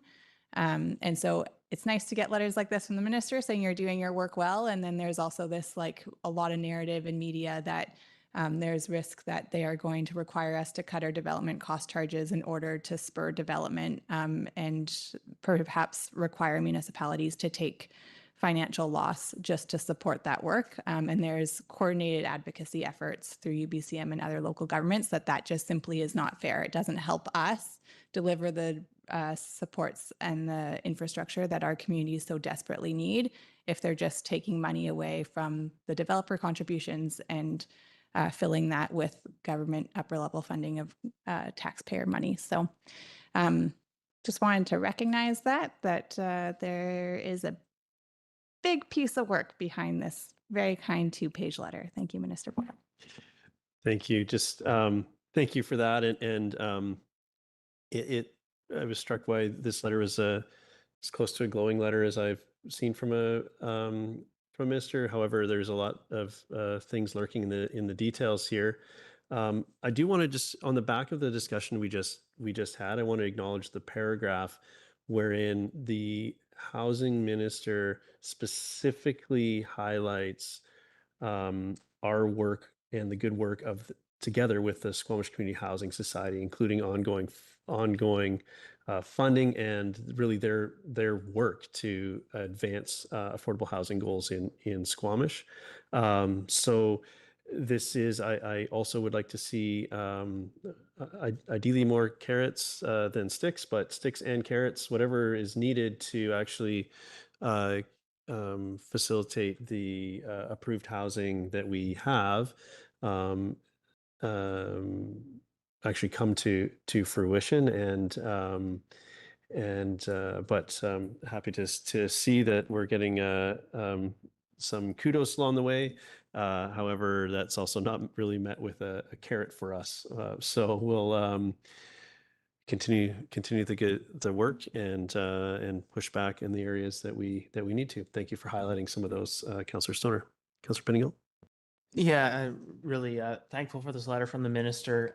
It gives me some comfort, and I want to just underscore and reiterate, we do sometimes hear in the community, oh, well, developers don't have to pay anything. Council gives them whatever they want. We are very, very restricted in how and when we can obtain benefits from development and developers, and DCCs, developer cost charges, are one of the few ways we can do that. We have held strong, and it is a real concern that this tool may be taken away from us. I'm glad that we have held strong on it thus far, and the minister seems to appreciate our approach. And I think, it's important. Sometimes people think, oh, tax, obviously it's bad. This developer cost charge thing is what makes sure that development pays for itself, that the rest of us aren't subsidizing all these new developments that are going up. And a lot of complexity, and we could go on for hours about this whole topic, but I think it's really important that we protect our ability to levy those fees, because that is development contributing to the community. Thank you. Other comments on this?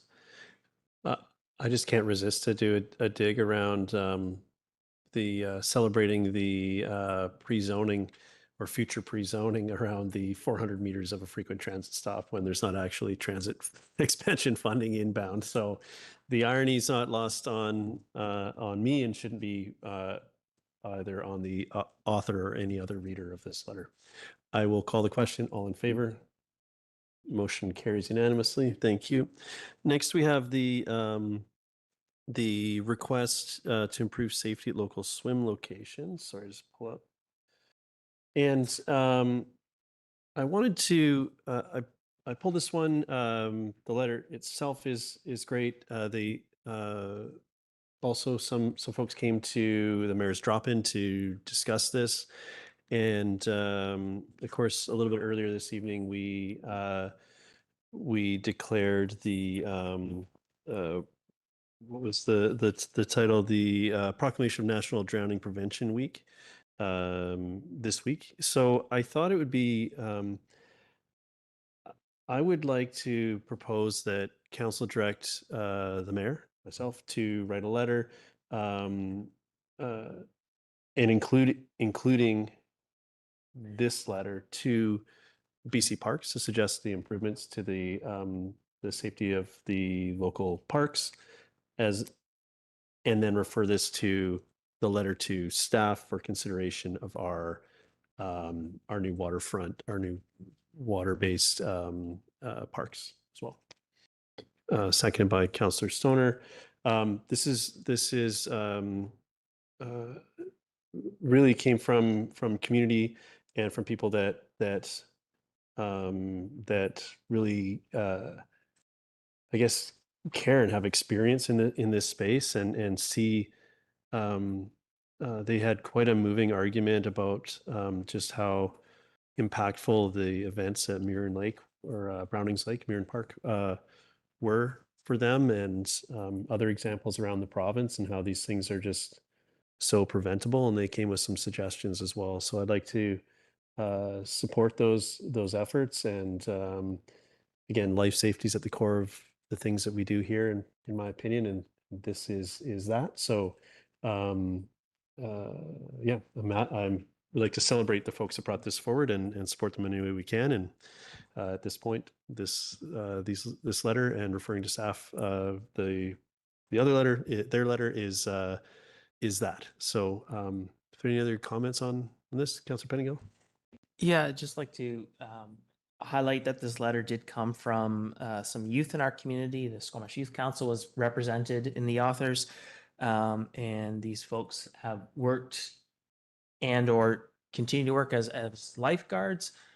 Took a lot of time and effort. I think they were obviously quite impacted by some of the unfortunate drownings, and took the time to research solutions and propose things and suggest many opportunities for improvement.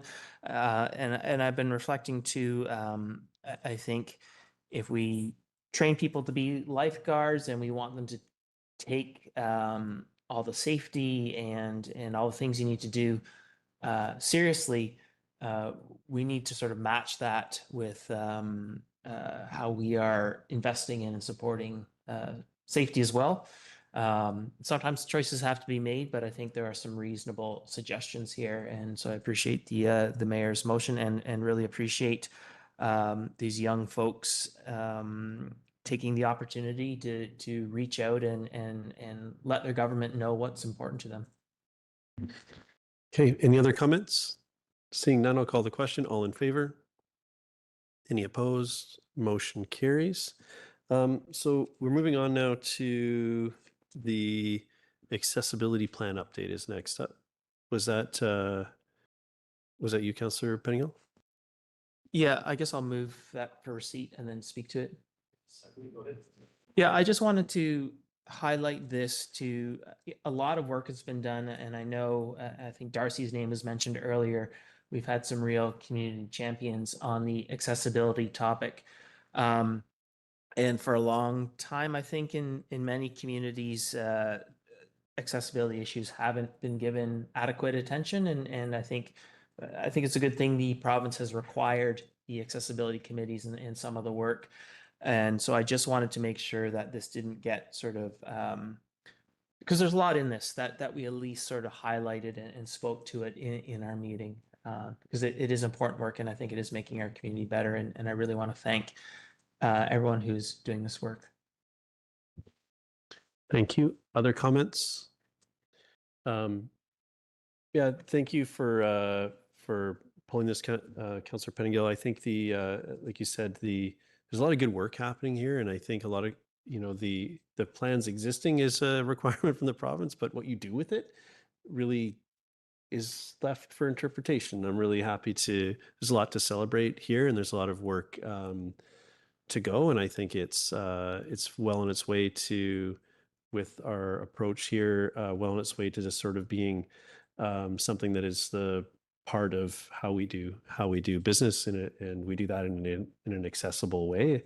As we learn more, we do more, and I appreciate that we've spoken about Darcy a couple of times today, and that recognition that we're all sort of temporarily able-bodied is something that is also something that sticks with me, and I think of often when I'm contemplating all sorts of things. So It's great to have an engaged community on this topic and sharing their wisdom and insight. Any other comments on this? I'll call the question. All in favor? Motion carries. Before we go to the next piece, I'm just going to go ahead and move a motion to extend, second by Councillor French, and all in favor? Any opposed? Motion carries. Thank you for the reluctant support of that. I'll go to community noise complaint category. That was you as well, Councillor Pettingill. Yeah, and I guess I've been really kind of disturbed by some of the concerns being raised by the community. And I think sort of reflecting on, I think there's some concern about where our jurisdiction and questions about where our jurisdiction lies. Fortis was given approval for a very wide pipeline corridor, and I think they chose a very specific route within that corridor.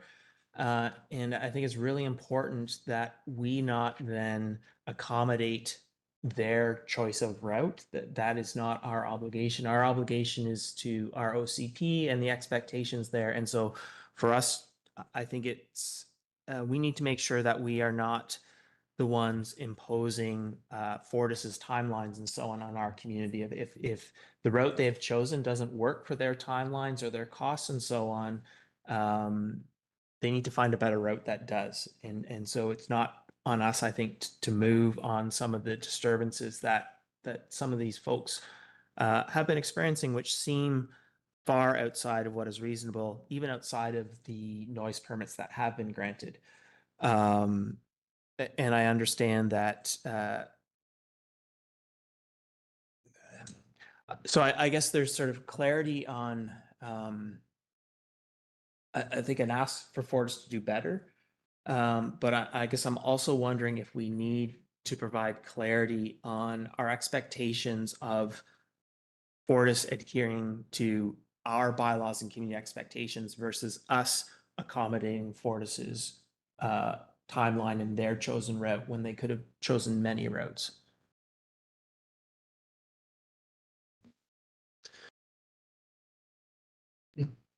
Oh, who wants? Councillor Hamilton. Thanks. If we have staff available to speak to this, I'd appreciate it. If not, perhaps this can be brought back another time. So this question is regarding the noise in the laydown yard. I'm not addressing right now the noise along Finch. And with regards to the laydown yard, temporary use permit 74 says, section 3, the laydown yard construction and operation activities will meet the requirements of the District of Squamish Noise Regulation Bylaw number 2312. When I approved this temporary use permit, I understood that to mean that there was no construction noise to be made weekdays before 7 a.m. or after 8 p.m., Saturday before 8 a.m. after 7 p.m., Sunday and statutory holidays before 10 a.m. or after 4 p.m. Is that understanding of the temporary use permit condition 3 incorrect for some reason? And if not, how is the past, is that understanding of the temporary use permit 74 incorrect? So we may not have the appropriate staff to answer these questions as we like to do. So if we want to discuss this further, I would welcome a comment if someone is positioned to comment on, to answer the question. But I think I'm not seeing anyone. So I think that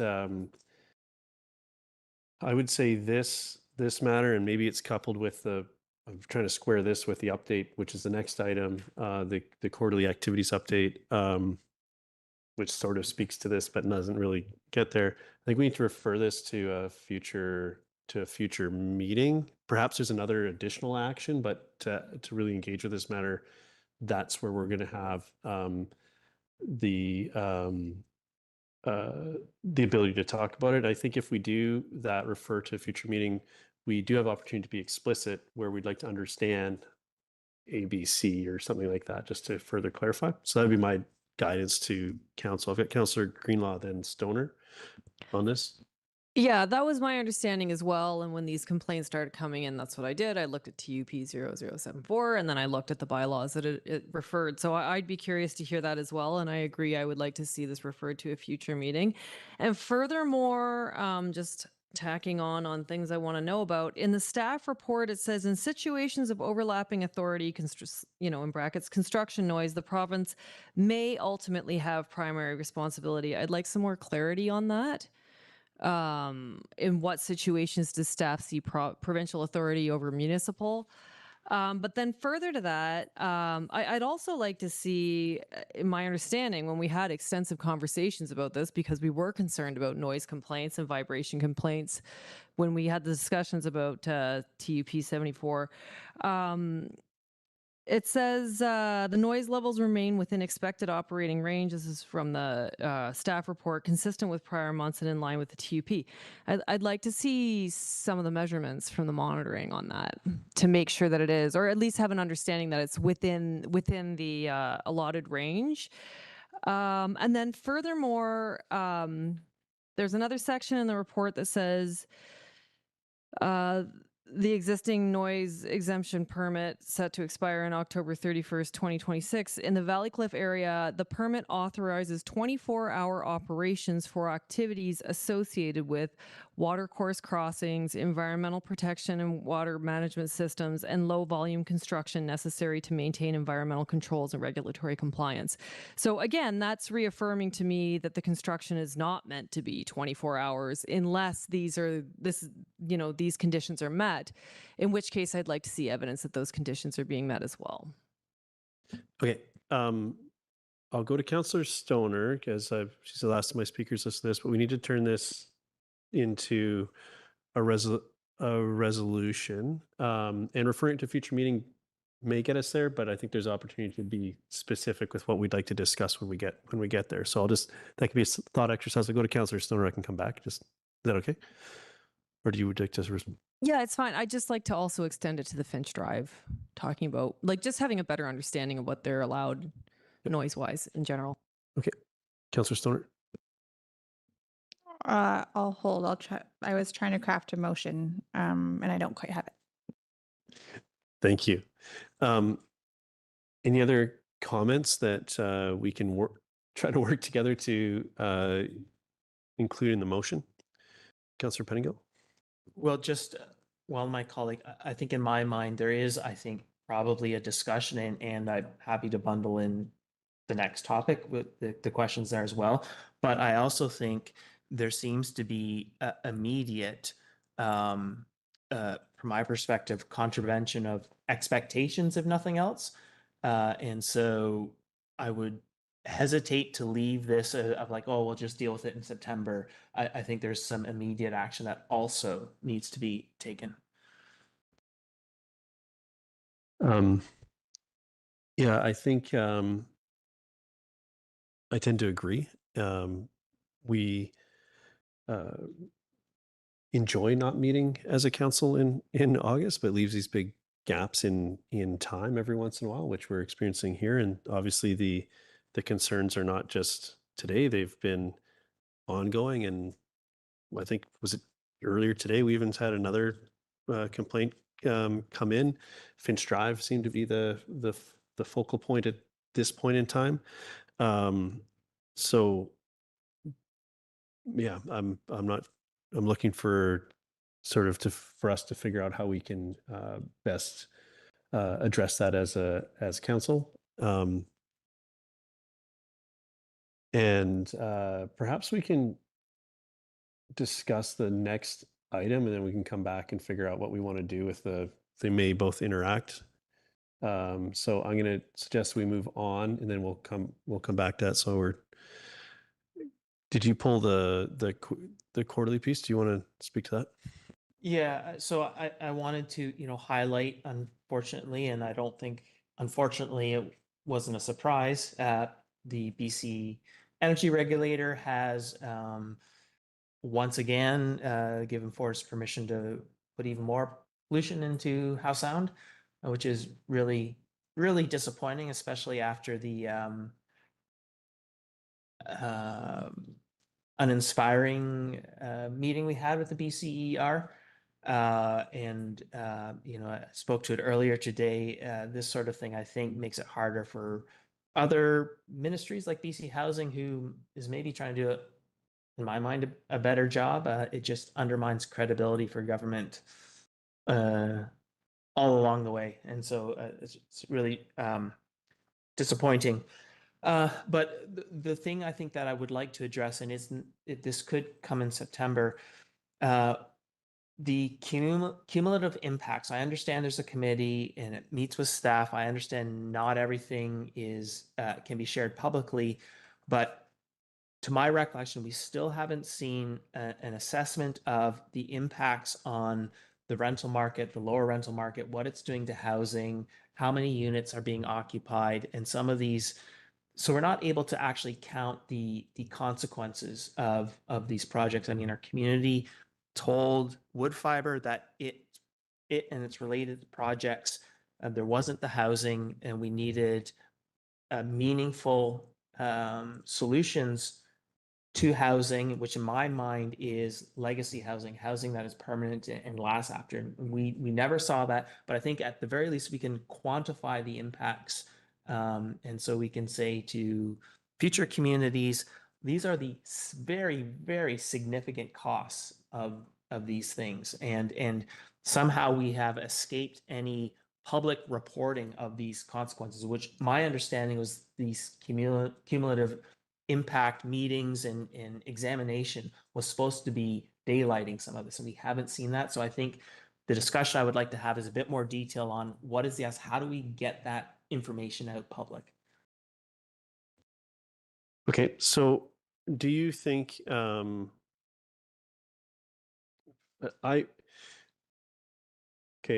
make a couple comments, and I'm going to look for is the way that and I know that this is a snapshot in time, but the previous issue, that noise issue, that memo here is captured by saying that particularly on Finch, that the sheet piling has been completed and there were complaints, but they offered, staff had a detailed response, and Fortis contact residents offered provide mitigation measures. It sort of implies that it's been done, or maybe that was the sentiment at the time the report was written. But again, we're still receiving complaints, so I do think this is tied to the previous conversation, so there's that piece, and the communicative piece. I would like to understand if we have access, if we can ask for, did those results go somewhere that we can have access to, or do we need to specifically ask for them, or have we done that in the past and they're not being shared? I don't really know. So those are things I'd like to discuss. That cumulative impact piece, as much as that's, I think, is of critical importance, it's not as timely as the noise pieces appear to be ongoing. So I'd suggest that this particular piece we can refer to a meeting. We can discuss that more in September while we contemplate the more immediate piece of the noise. Perhaps there's a more immediate action that can go there, sort of where I'm thinking on these two pieces of the puzzle that fit together, but I'm open to hear other perspectives from council. Councillor Greenlaw, go ahead. Oh yeah, I got something to say. I think it's critically important that we get that cumulative housing impact piece information, because we don't have any data right now. Right now, we have an industry in town that has a known, confirmed, direct correlation with gender violence, and we've also seen an increase of 46.1% in sexual assaults this year. So relative to 2021 to 2024. So without, and I'm not saying that's a direct correlation, but what I'm saying is without any information around housing, around the impact of how many people have been added to our community, there's absolutely no way to create any correlation if that exists. So I would definitely like to see that data coming to council in future. And I would like to see the data around it. I want to see numbers, but I don't even know if that's being collected at this point. So yeah. So on the Community Impacts Committee, it does say that the in accordance with the condition, staff receive a quarterly report on the activities there. I'm curious if those are shareable with council. So that would be a question I'd be looking for. But I think with this piece, we can do a refer to a future meeting, and we should have the folks available to speak to all the matters, and then we'll circle back to the noise piece. So I'll move. We refer this to a future meeting for discussion. And are you seconding, or do you have a question before we do that? Well, second, with the understanding that this means any outstanding noise issues and the cumulative impacts reporting. So when I say this, I'm referring, just to be extra clear, and thank you for that, to referring the Q1 and 2 wood fiber, liquefied natural gas, and Fortis BC Eagle Mountain pipeline projects update to a future meeting. So it'd be the contents of. So that includes references to noise. It has noise reference in it. We're going to go back to the noise memo that we didn't resolve, but it does have noise in there. It also speaks to it makes mention of the cumulative impacts, and it really covers all the activities in Q1 and Q2. So we should have the full complement of staff to answer any questions we may have at that time. So you're seconding that, Councillor Pettingill? Thank you. I think this report and just sort of where we are warrants a little bit of a deeper dive, and see if we can surface some more information for ourselves and community. I think the Community of Impact Committee really is a mechanism, but the outcome that we want is understanding the community of impacts, and they may be at this point meeting and discussing that, but we're not understanding that as a community. And I think that that particular piece deserves some particular attention. And the majority of that update is talking about what the amended environmental certificate says in 2023. So there's a gap there that I'd really like to understand amongst all the rest of this. So we'll be better suited to do that in a meeting in September. I don't see any other hands for comment here. Do you want it? Yeah, and just the reason I was asking about the noise piece is, and it may be a September discussion, but I want to understand if there's a gap between that where we need to address some clarity in our bylaws or delegation or whatever on sort of what we are expecting in terms of noise bylaws and so on. And so I'm not sure if there's a gap there or what. So I want an opportunity to be able to examine that. Okay. Referring this forward might create that. We also need to go back and look at specifically at the noise piece. So between the two, we should be able to have the discussions we need to have. Councillor Hamilton? Yeah, thanks. Just to be very clear, to speak to it in my comments, I really want to understand if the temporary use permit, the conditions of the temporary use permit are being met. I see that temporary use permit as very similar to the letter of commitment that we just had a conversation with about BC Housing, and we are the ones who are responsible for ensuring or requiring the adherence to this letter of commitment. And I think I would like to clearly understand if we have if they are meeting this bar, because from the community's perspective, it doesn't sound like they are. So I would like to understand more clearly from staff. Thanks. Okay, thank you. Any other comments on this? Seeing none, I'll call the question. All in favor? Okay, we're going to do motion passes unanimously. We're going to do a journey back in time. We'll go to the noise piece. Were you able to craft something in that? I'd like to put the following motion on the floor for council consideration, that staff be directed to further explore and pursue enforcement of violations of Section 3 of Section 3 of conditions for the temporary use permit 74 violations of DOS noise regulation bylaw number 2312. If it's seconded, I'll speak to it. Just clarity from the mover, is that specific to the, sorry, is your motion specific to the TUP, or does it also cover in some way the Finch issues that were? My motion is specific to the temporary use permit. Okay. Seconded by Councillor Hamilton. Would you like to make any further comments? Yeah, I just emailed that to council and our minute taker. When I supported the move towards the TUP for the laydown yard, I remember very distinctly having conversations with folks that this was one effort for us to be able to address some of the key concerns that our community had with this project moving through, especially in the urban works area. This does not address Finch Drive. I think we continue to struggle with where our authority is as this project moves through other parts of our community, but issuing the temporary use permit for the laydown yard was one aspect to be able to be very clear that our noise bylaw was going to be adhered to in this area. And what I am hearing is that that's not happening. And so this motion is to continue to direct staff to pursue and explore what violations of the temporary use permit mean for impact, for effects of that. And so that is my motion on the floor. I appreciate that there are ongoing concerns around Finch Drive, but I feel like if we can't sort out our own enforcement of our TUP, then more letters to BCER aren't going to do us any good. Okay. Councillor Hamilton. Yeah, I thank you very much to my council colleague for very clearly articulating exactly the point that I'm concerned about. I think we need to make sure that we're enforcing the things that are within our control, perhaps in addition to advocating. But first, we need to make sure that those things that are within our control, that we're taking care of those. Thanks. Okay, other comments? Councillor Pettingill?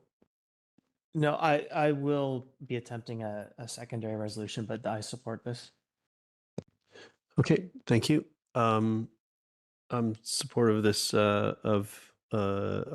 of the motion, and look forward to that discussion, and would also hope that this issue can be resolved voluntarily between here and our next opportunity to discuss it. So it would make the matter much easier to engage with if we were no longer receiving feedback from community that of the disturbances. So I will, with that in mind, I'll call the question. All in favor?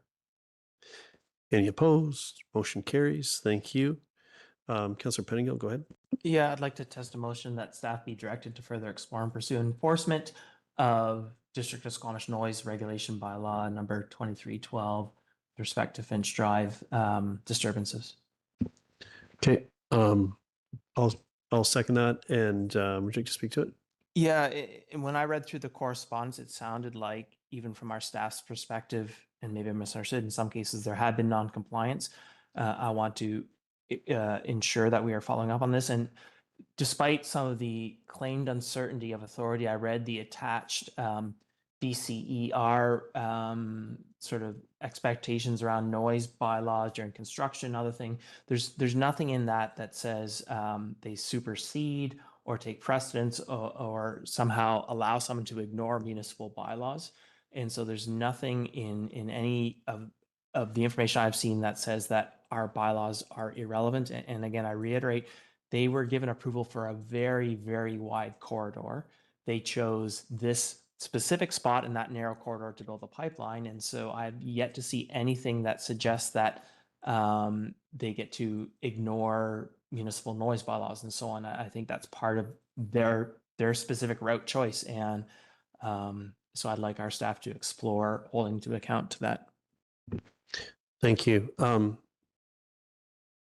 I'm disappointed that we're having this, that we need to have this discussion. I think I was quite happy to see move away from after the pipeline was regulated into our community as a baseline, the cut and cover approach. I think this is the approach of the sort of the boring under makes good sense to me, and really minimizes the disruption to the community. The other way to look at it is it really focuses those disruptions into one small place, which happens to be in these residents on Finch Drive, and this particular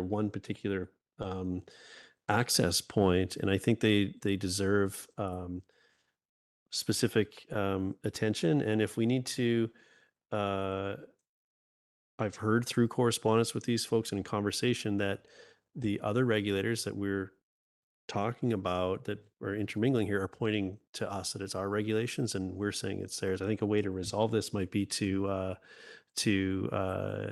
advance the enforcement and see what happens. So, and that's how these matters get resolved, I think, as far as who has the jurisdiction there, and even the complexities of contemplating engaging with that may be enough to change the behavior or the operations on the ground there and get to a better place. So, and I feel that this motion also allows us to provide some direction and do something before we can engage with this more fulsomely again in September. And hopefully we are facing a different reality on the ground as we do that. Any other comments here? Seeing none, I'll call the question. All in favor? Any opposed? Motion carries. Thank you. So now we're on to knotweed treatment. Was that you as well, Councillor Penigo? Go ahead. Yeah,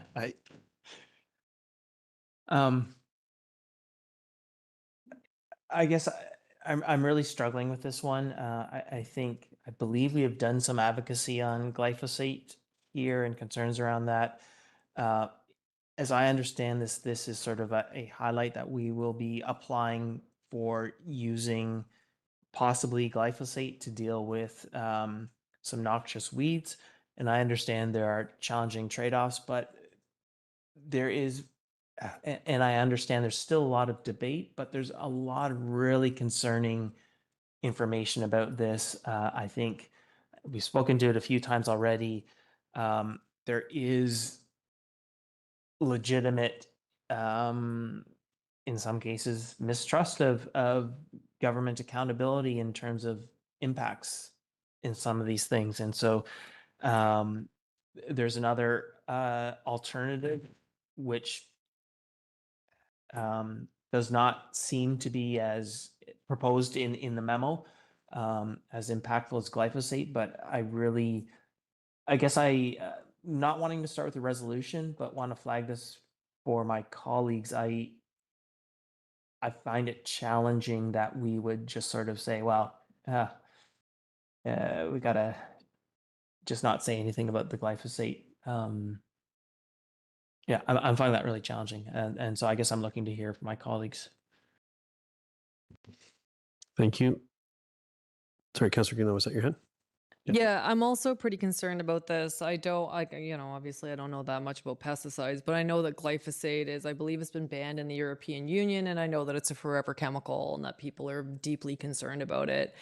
I'm also concerned about, I'd like to see if other approaches have been explored and what the pros and cons are of each one. And I also want to be sure that our public is being informed about this, because given the feedback that we got on the moth spraying, I don't think people are going to be happy to hear that glyphosate is being applied close to waterways. And I think that our public needs to be well informed about this and have some engagement with them around it. I am pretty concerned about it. Okay. So this letter was for information. It wasn't for a decision. But we need to find a course of action here. So given the concerns, go ahead, Councillor Stoner. I will propose that we move receipt, and I'll speak to it if it's seconded. Councillor Stoner moves receipt. Is there a seconder for that? Councillor Anderson seconds. Go ahead. Yeah, and this isn't to diminish my council colleagues' concerns. I think it's important to note that this is the start of a process, that it requires public engagement. This is the initial step for the Sea to Sky Invasive Species Council to apply to use this. It requires provincial regulation and approval to do so. And there's an engagement process that is part of that approval process. I can guarantee the folks who are asking to do this, and I think in conjunction with the registered professional biologists that we have on staff, aren't asking to do this lightly. Knotweed is an insanely challenging weed to manage, an invasive species that can rapidly take over. It has been mapped, and there has been an ongoing control program for it. To try and manage its expanse within Squamish and the Sea to Sky corridor. And so absolutely, I'm sure that there are many in our community that will have concerns. And I think that this is a start of a conversation and a process that will allow our community to weigh those pros and cons through that work. Thank you. Other comments on this from the seconder, and then I'll come around. Go ahead, Councillor Greenlaw. There's just one other comment that I wanted to make that's kind of tangential to this, and that is the recent passing of Bill C-30, which allows the cabinet to authorize the use of pesticides deemed unsafe by Health Canada, even if they pose environmental risks, which was recently passed by our federal government. And it basically, if pesticide usage is deemed to be necessary for economic or what was the other one? For economic or food security reasons that they can use it. But it just going back to this conversation we were having earlier about the erosion of trust of government with people. And, you know, regulations like this, when you're talking about using a dangerous pesticide like glyphosate, is like that's a huge tension point for our public. And that's why that erosion of trust is there. I understand that knotweed is a serious problem. But I'm also deeply concerned about the use of forever chemicals for it. So anyways, it's going to lie where it lies, and there is provincial regulations around it. But I would like, you know what, I would actually like a little information email from staff about what the engagement is going to be, if that's possible. Like not, doesn't have to be in chambers or whatever, but I'd like to know what the engagement process is going to be. Additional comments on this? I think that the concerns around the methodology are important and real. I also think that the invasive species, the knotweed, is one of the most challenging to manage on the planet, and might take some extreme measures to address. So I'm confident that professionals are doing that work, and there is likely a trade-off there that is being considered by the professionals in the field. So I'm happy to move receipt at this point, and trust this will be used very judiciously to address the critical invasive issue exclusively. Councillor Stoner. Yeah, and just for council colleagues and the community for clarity, in this report that we have before us this evening, there is the consultation plan for the pesticide use permit application, including identification of key interest holders, and the consultation with general public is outlined within the application process. Okay, thank you. All right, seeing no other hands, I'll call the question. All in favor? Any opposed? Motion carries. So next we have the Q1 financial reports, key projects update. Was that you as well, Councillor Pettingill, or was it someone else that pulled that one? Councillor Stoner, go ahead. Yeah, and I appreciate we might not have the right folks in the room. However, there's a recommendation to receive the Q1 financial report. So I will ask my question if we don't have an answer for it, that's all right. But there are a number of projects that are identified as delayed or canceled till next year as a result of staff capacity. And I want to ask the question because this is something that we asked through our financial planning process to ensure that we weren't overcommitting our organization, our community to key projects. And so I just was curious if there was any insight as to why a number of those are now identified as lacking staff capacity. If that requires a recommendation or a motion to move that to a future meeting, I'm happy to do that. Motion. I'm hearing that would be a motion for a future meeting. When should we expect? I'm just trying to remember. This is Q1 financial report. Will we see Q2 sneak up on us? Like, will that be in September? So, like, is it the same thing as referring this forward? And I know we start having budget discussions then too. So I just want to make sure that maybe if we refer this to a future meeting, it can come with the Q2 piece, and then we've covered our bases. Would that? Yeah. I will move that this get referred to a future meeting, come back with the Q2 financial report. Okay, I'll second that. And any other comments, Councillor Stoner? No, I think it's important to as we do that, I also want to recognize the updates that came through on the specific the key project updates. And when I think about there's a lot of moving pieces. So and there's a lot to celebrate there that's being advanced, but understanding our capacity and how, as we have gone through extensive community engagement on budgets and so on, how we're where we got it right and where there's challenges, as well as we're setting up to have sort of when this comes back, we'll be in the midst of sort of starting our budget process, and all these issues sort of come together. So I think this makes good sense to me, and often in the Q1 it's hard to tell a story, but in this one there's a few of those delayed projects I'd really like to understand further, and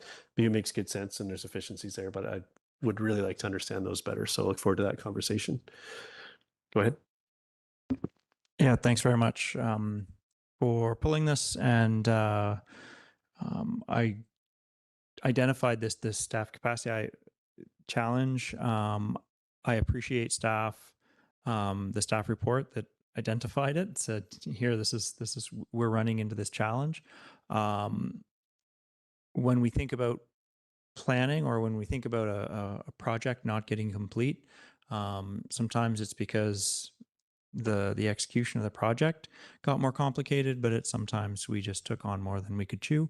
And I think this hopefully is a sign that we're getting clearer on what we can accomplish. And that sounds to me like it's going to be a reduced number of projects, and that's okay. I'd rather commit to fewer and complete them than try to commit to more and not complete them. So thank you to staff for recognizing the staff capacity as a challenge, and hopefully we'll find mechanisms to more clearly align our staff capacity with our budget. Thanks. Okay, seeing no other hands for comment, I'll call the question. All in favor? Any opposed? Motion carries. And that motion that combined this with Q2, these usually come through the consent agenda. So I would hope that it was implicit in that this would come as a agenda item, not that consented, not in the consent agenda. So I'll look for that at agenda planning to be sure, but just to say that out loud. Okay, we are now on to I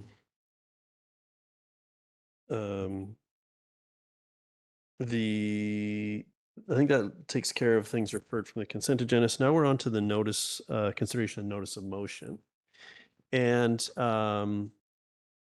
just before we engage with this, I just wanted to check with staff on the path that we're on. So before we contemplate a changing course, what path are we on in relation to pursuing this funding opportunity or this program? Could someone speak to where we are? Thank you through the mayor. I'm Megan Latimer, General Manager, Community Services and Infrastructure. So staff are currently considering an application for the Trade Diversification Corridor Fund and for Stream 3. As per our internal process, there's a review being conducted by the district's capital committee, looking at the grant objectives, the terms and conditions, and discussing strategy around which projects would be highest priority pursued in the financial plan. And through that work, we'll be reaching out to any impacted parties to put together our application and really trying to position it best to be successful. Okay, thank you for that, for orienting us there. I'll go to Councillor Anderson. Go ahead. Thank you. Just for to be clear on process, we're all out of practice on notices of motion. Would you like me to present it as a motion to be seconded, and then I'll speak to it? Yep, unless you have any questions for staff about what we just heard from staff. Otherwise, you're welcome to move it, and if it's seconded, then we can debate it. Very good. Then I will move the recommendation as it's presented in the agenda package. Thank you. Is there a seconder for the motion? Councillor Greenlaw seconds. I would like to speak to it. Councillor Anderson. Thank you. So the Trade Diversification Corridors Fund is the third federal trade enabling transportation infrastructure funding program over the last 20 years. And we shouldn't be leaving dollars on the table when Squamish circumstances are quite relevant to program goals. It's interesting that the map in the application form does not include Squamish. In fact, it doesn't include the rail line between Squamish and Prince George either. Squamish hasn't been recognized on the map for such programs since approximately 2005 when our railway, BC Railway, sold to CN. And we haven't really been putting ourselves forward either, as we might have. I am suggesting that application partners, such as I propose, would designate priorities and propose budget allocations for local projects and may propose alternate or additional projects for a joint application. Therefore, I don't see that we're changing course in relation to the staff report as to current intentions. I'm leaving it flexible as to what projects and what partners. The partners I suggest are, alongside the District of Squamish, SSA Marine Squamish Terminals, and the Squamish Nation. My motion refers to Nchakai. In fact, it would be probably best directed to the Territory and Cultural Department. It will anyway. And I also have mentioned as engagement partners the Ministry of Transportation and Transit, two different agencies. And they are going to be involved anyway. They're landowners for part of the project. They're also vitally involved in looking at Squamish infrastructure in connection with the BC rail line issue. And in fact, I understand this fall, representatives of these two agencies of Ministry of Transportation are planning to visit Squamish and talk to us about our infrastructure issues. Interior First Nations are very much involved in the BC Rail Line Protection and Revitalization campaign, and they have identified needs for Squamish facilities, including Site B. There are no suggested projects in the proposed package that I've copied Council with that are not aligned with policy and even abundant district policy. There are also none of these projects that I've suggested that are to consider that are new. Almost all of them are stubborn or long-standing problems or needs needing solutions. There's three themes among the projects and the approach that I've recommended. One is safety. Safety for our roads, our highway intersections, for cyclists and pedestrians downtown, and marine safety. Another theme is the co-benefits for active transportation and for, recreational boating, should a dredging project be considered, as examples. And another theme is the collaboration with the Squamish Nation and, in fact, economic reconciliation. This latter relates to both the dredging at the mouth of the Squamish River, which is a vital interest to the Squamish Nation and has been discussed with them for a long time, and the Highway 99 intersection at Site B, the safety of that intersection. These issues affect the value of their land assets and economic development opportunities with those assets. They affect the whole community. In summary, I think that there's advantage to a community package and a collaborative approach, such as I suggest, involving also the Squamish Nation. And the advantage is that we build awareness of the fuller picture of our needs as they relate to senior government infrastructure programs, and also advantageous for building relations locally and with Ministry of Trade and Transportation and Transit towards solutions over time. As mentioned, they are becoming interested in Squamish for various reasons, but their acquaintance needs to be improved. This fund is an opportunity to not only address these topics, but to initiate conversations with these agencies toward their eventual resolution. Thank you. Thank you. The supporting documents, just to be clear, the recommendation as presented direct staff to contact specific entities, SSA Marine and Inchikai Development Corp, to discuss consideration and so on. And I appreciate the extra work, but we're not endorsing we're endorsing this recommendation, which is built off the back of the examples you've provided, just to be clear for everyone in the room. Other comments on this? Councillor Pettingill? Yeah, we have prohibition on assisting business, and so I'm just wondering about the validity of a resolution that speaks to, and I know there can be conversations with private business, but a resolution that directs a co-application with a for-profit private business. Do we have, I know we've had examples, but particularly in this where that's been the case, is there someone that's able to speak to this piece? This is a concern I share. It makes me uncomfortable, but I will look to our corporate officer perhaps on this, and then I think if council does direct this resolution, that's probably fine. I would like to investigate further about actually submitting an application if it does proceed that way, because it is a private business, to make sure we are on side. Councillor Stoner? I'd like to propose an amendment. I just emailed it to council and our minute taker. And it might sound pedantic in nature, but it would then, it just reorients the read a little bit so that it would read that the District of Squamish staff continue to pursue consideration of a collaborative Squamish trade enabling transportation infrastructure projects funding application under the Trade Diversification Corridor Stream 3 Supporting Regional Growth Program for projects seeking funding contribution under 25 million, and that staff reach out to potential application partners such as SSA Marine and Squamish Nation to maximize application impact and success. I will second that. Would you like to speak to it further? Yeah, that probably wasn't the clearest way to put that in for the amendment for our minute taker, but it is in your email. I think that this hopefully still captures the spirit that the original mover put forward. I think that this is important work to be doing and that we should definitely be reaching out to partners to maximize success. But I've also heard from staff that this work is underway and needs to be ground truth in some of our core priorities in our capital planning work. And so I think this just reorients it a little bit so it moves us a little bit further away from the assistance to business, but still recognizes the importance of this work, mostly from an economic perspective, and broadens the net perhaps a little bit than just the two previously identified partners. Thank you.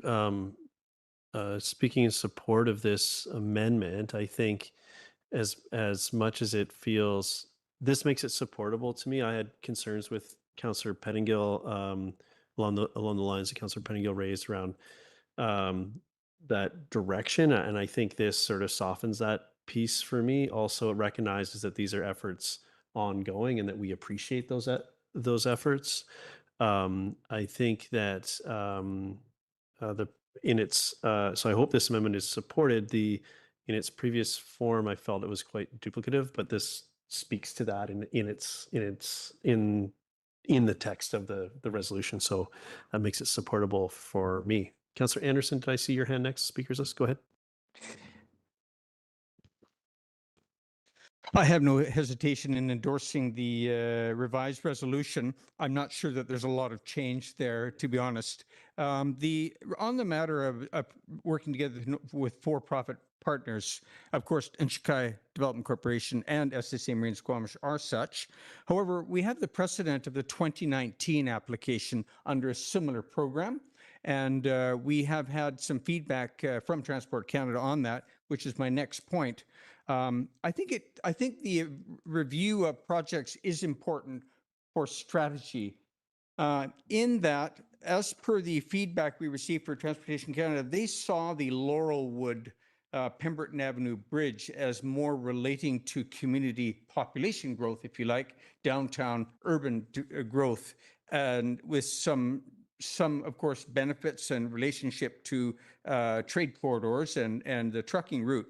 What I'm trying to suggest in summary is that it may be advantageous to refer to some of these projects to paint the picture more clearly for Transport Canada that we're after the same goals, to satisfy the same goals as this program, which is trade enabling transportation infrastructure. It's not a solution for our downtown Cleveland Avenue problem for downtown residents and just to make that clear, and I hope I am clear, that we want to recognize the federal government's goals, and our strategy in selecting or considering and discussing projects with them may be important in that respect. Thank you. Thank you. Any other comments on the amendment? Go ahead. I think the amendment's an improvement. I would still feel better without naming any private business at all in the resolution. So I'm a bit torn. You could move to amend the amendment if that's what you would like to do, or amend if this carries, you can offer another amendment. Seeing no other hands, so I'm going to call the question on this amendment. And all in favor? Any opposed? Motion carries. So now we're dealing with the main motion as amended. Sorry, Councillor, you had your hand up. Do you want to speak to any other comments on this now amended motion, or any additional amendments? I'll go to Councillor Pettingill if you. Yeah.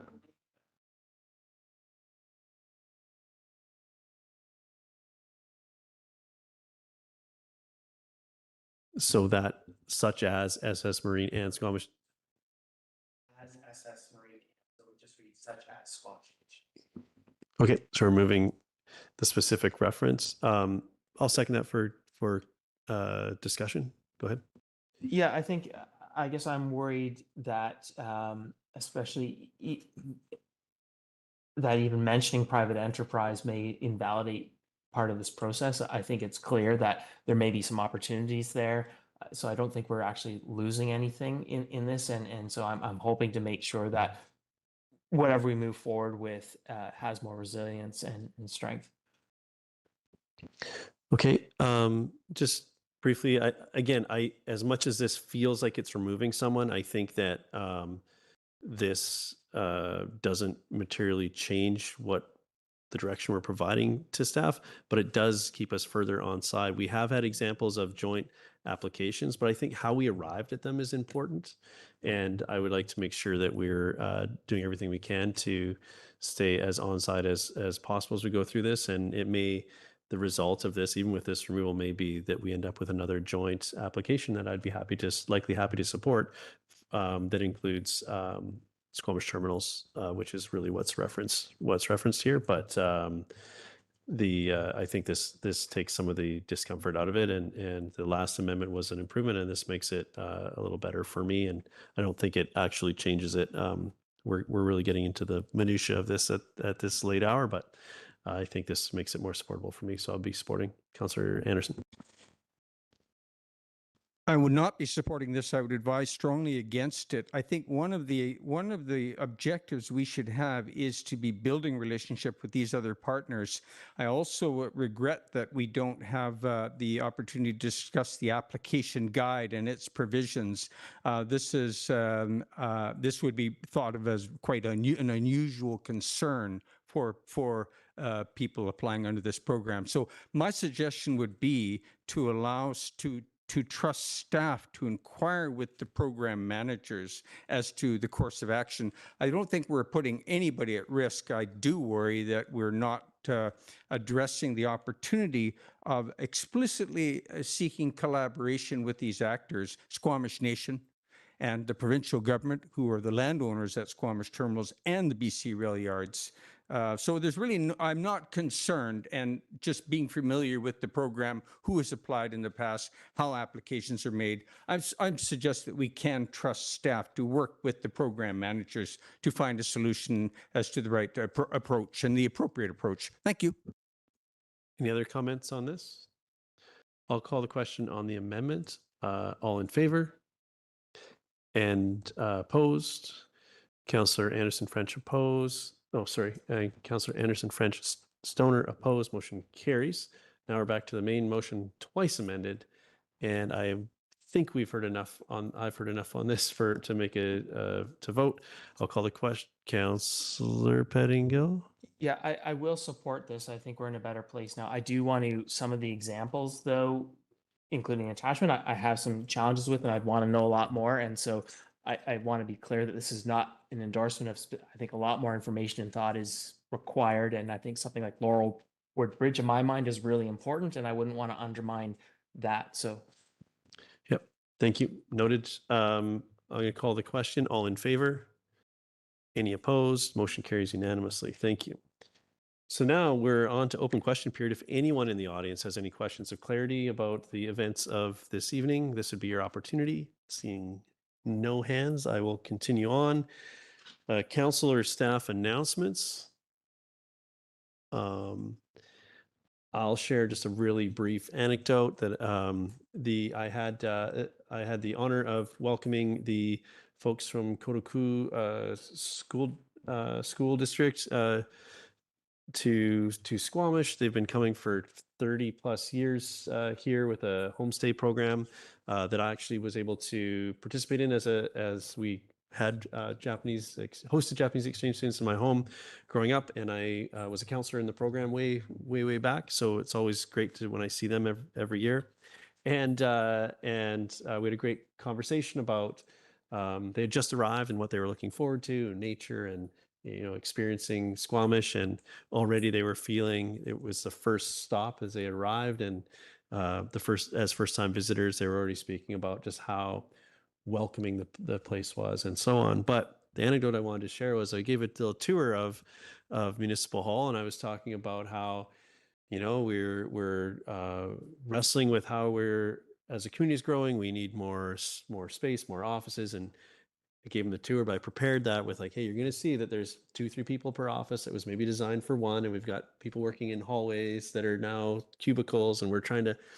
So while we're standing looking at one of these spaces where we have an office that was designed for one, and we had three folks working in it, it was shared with me that, oh, well, in Kotoku, which is a area of Tokyo, this same office would house 5, maybe 6. I was struck by the cultural difference that was immediately.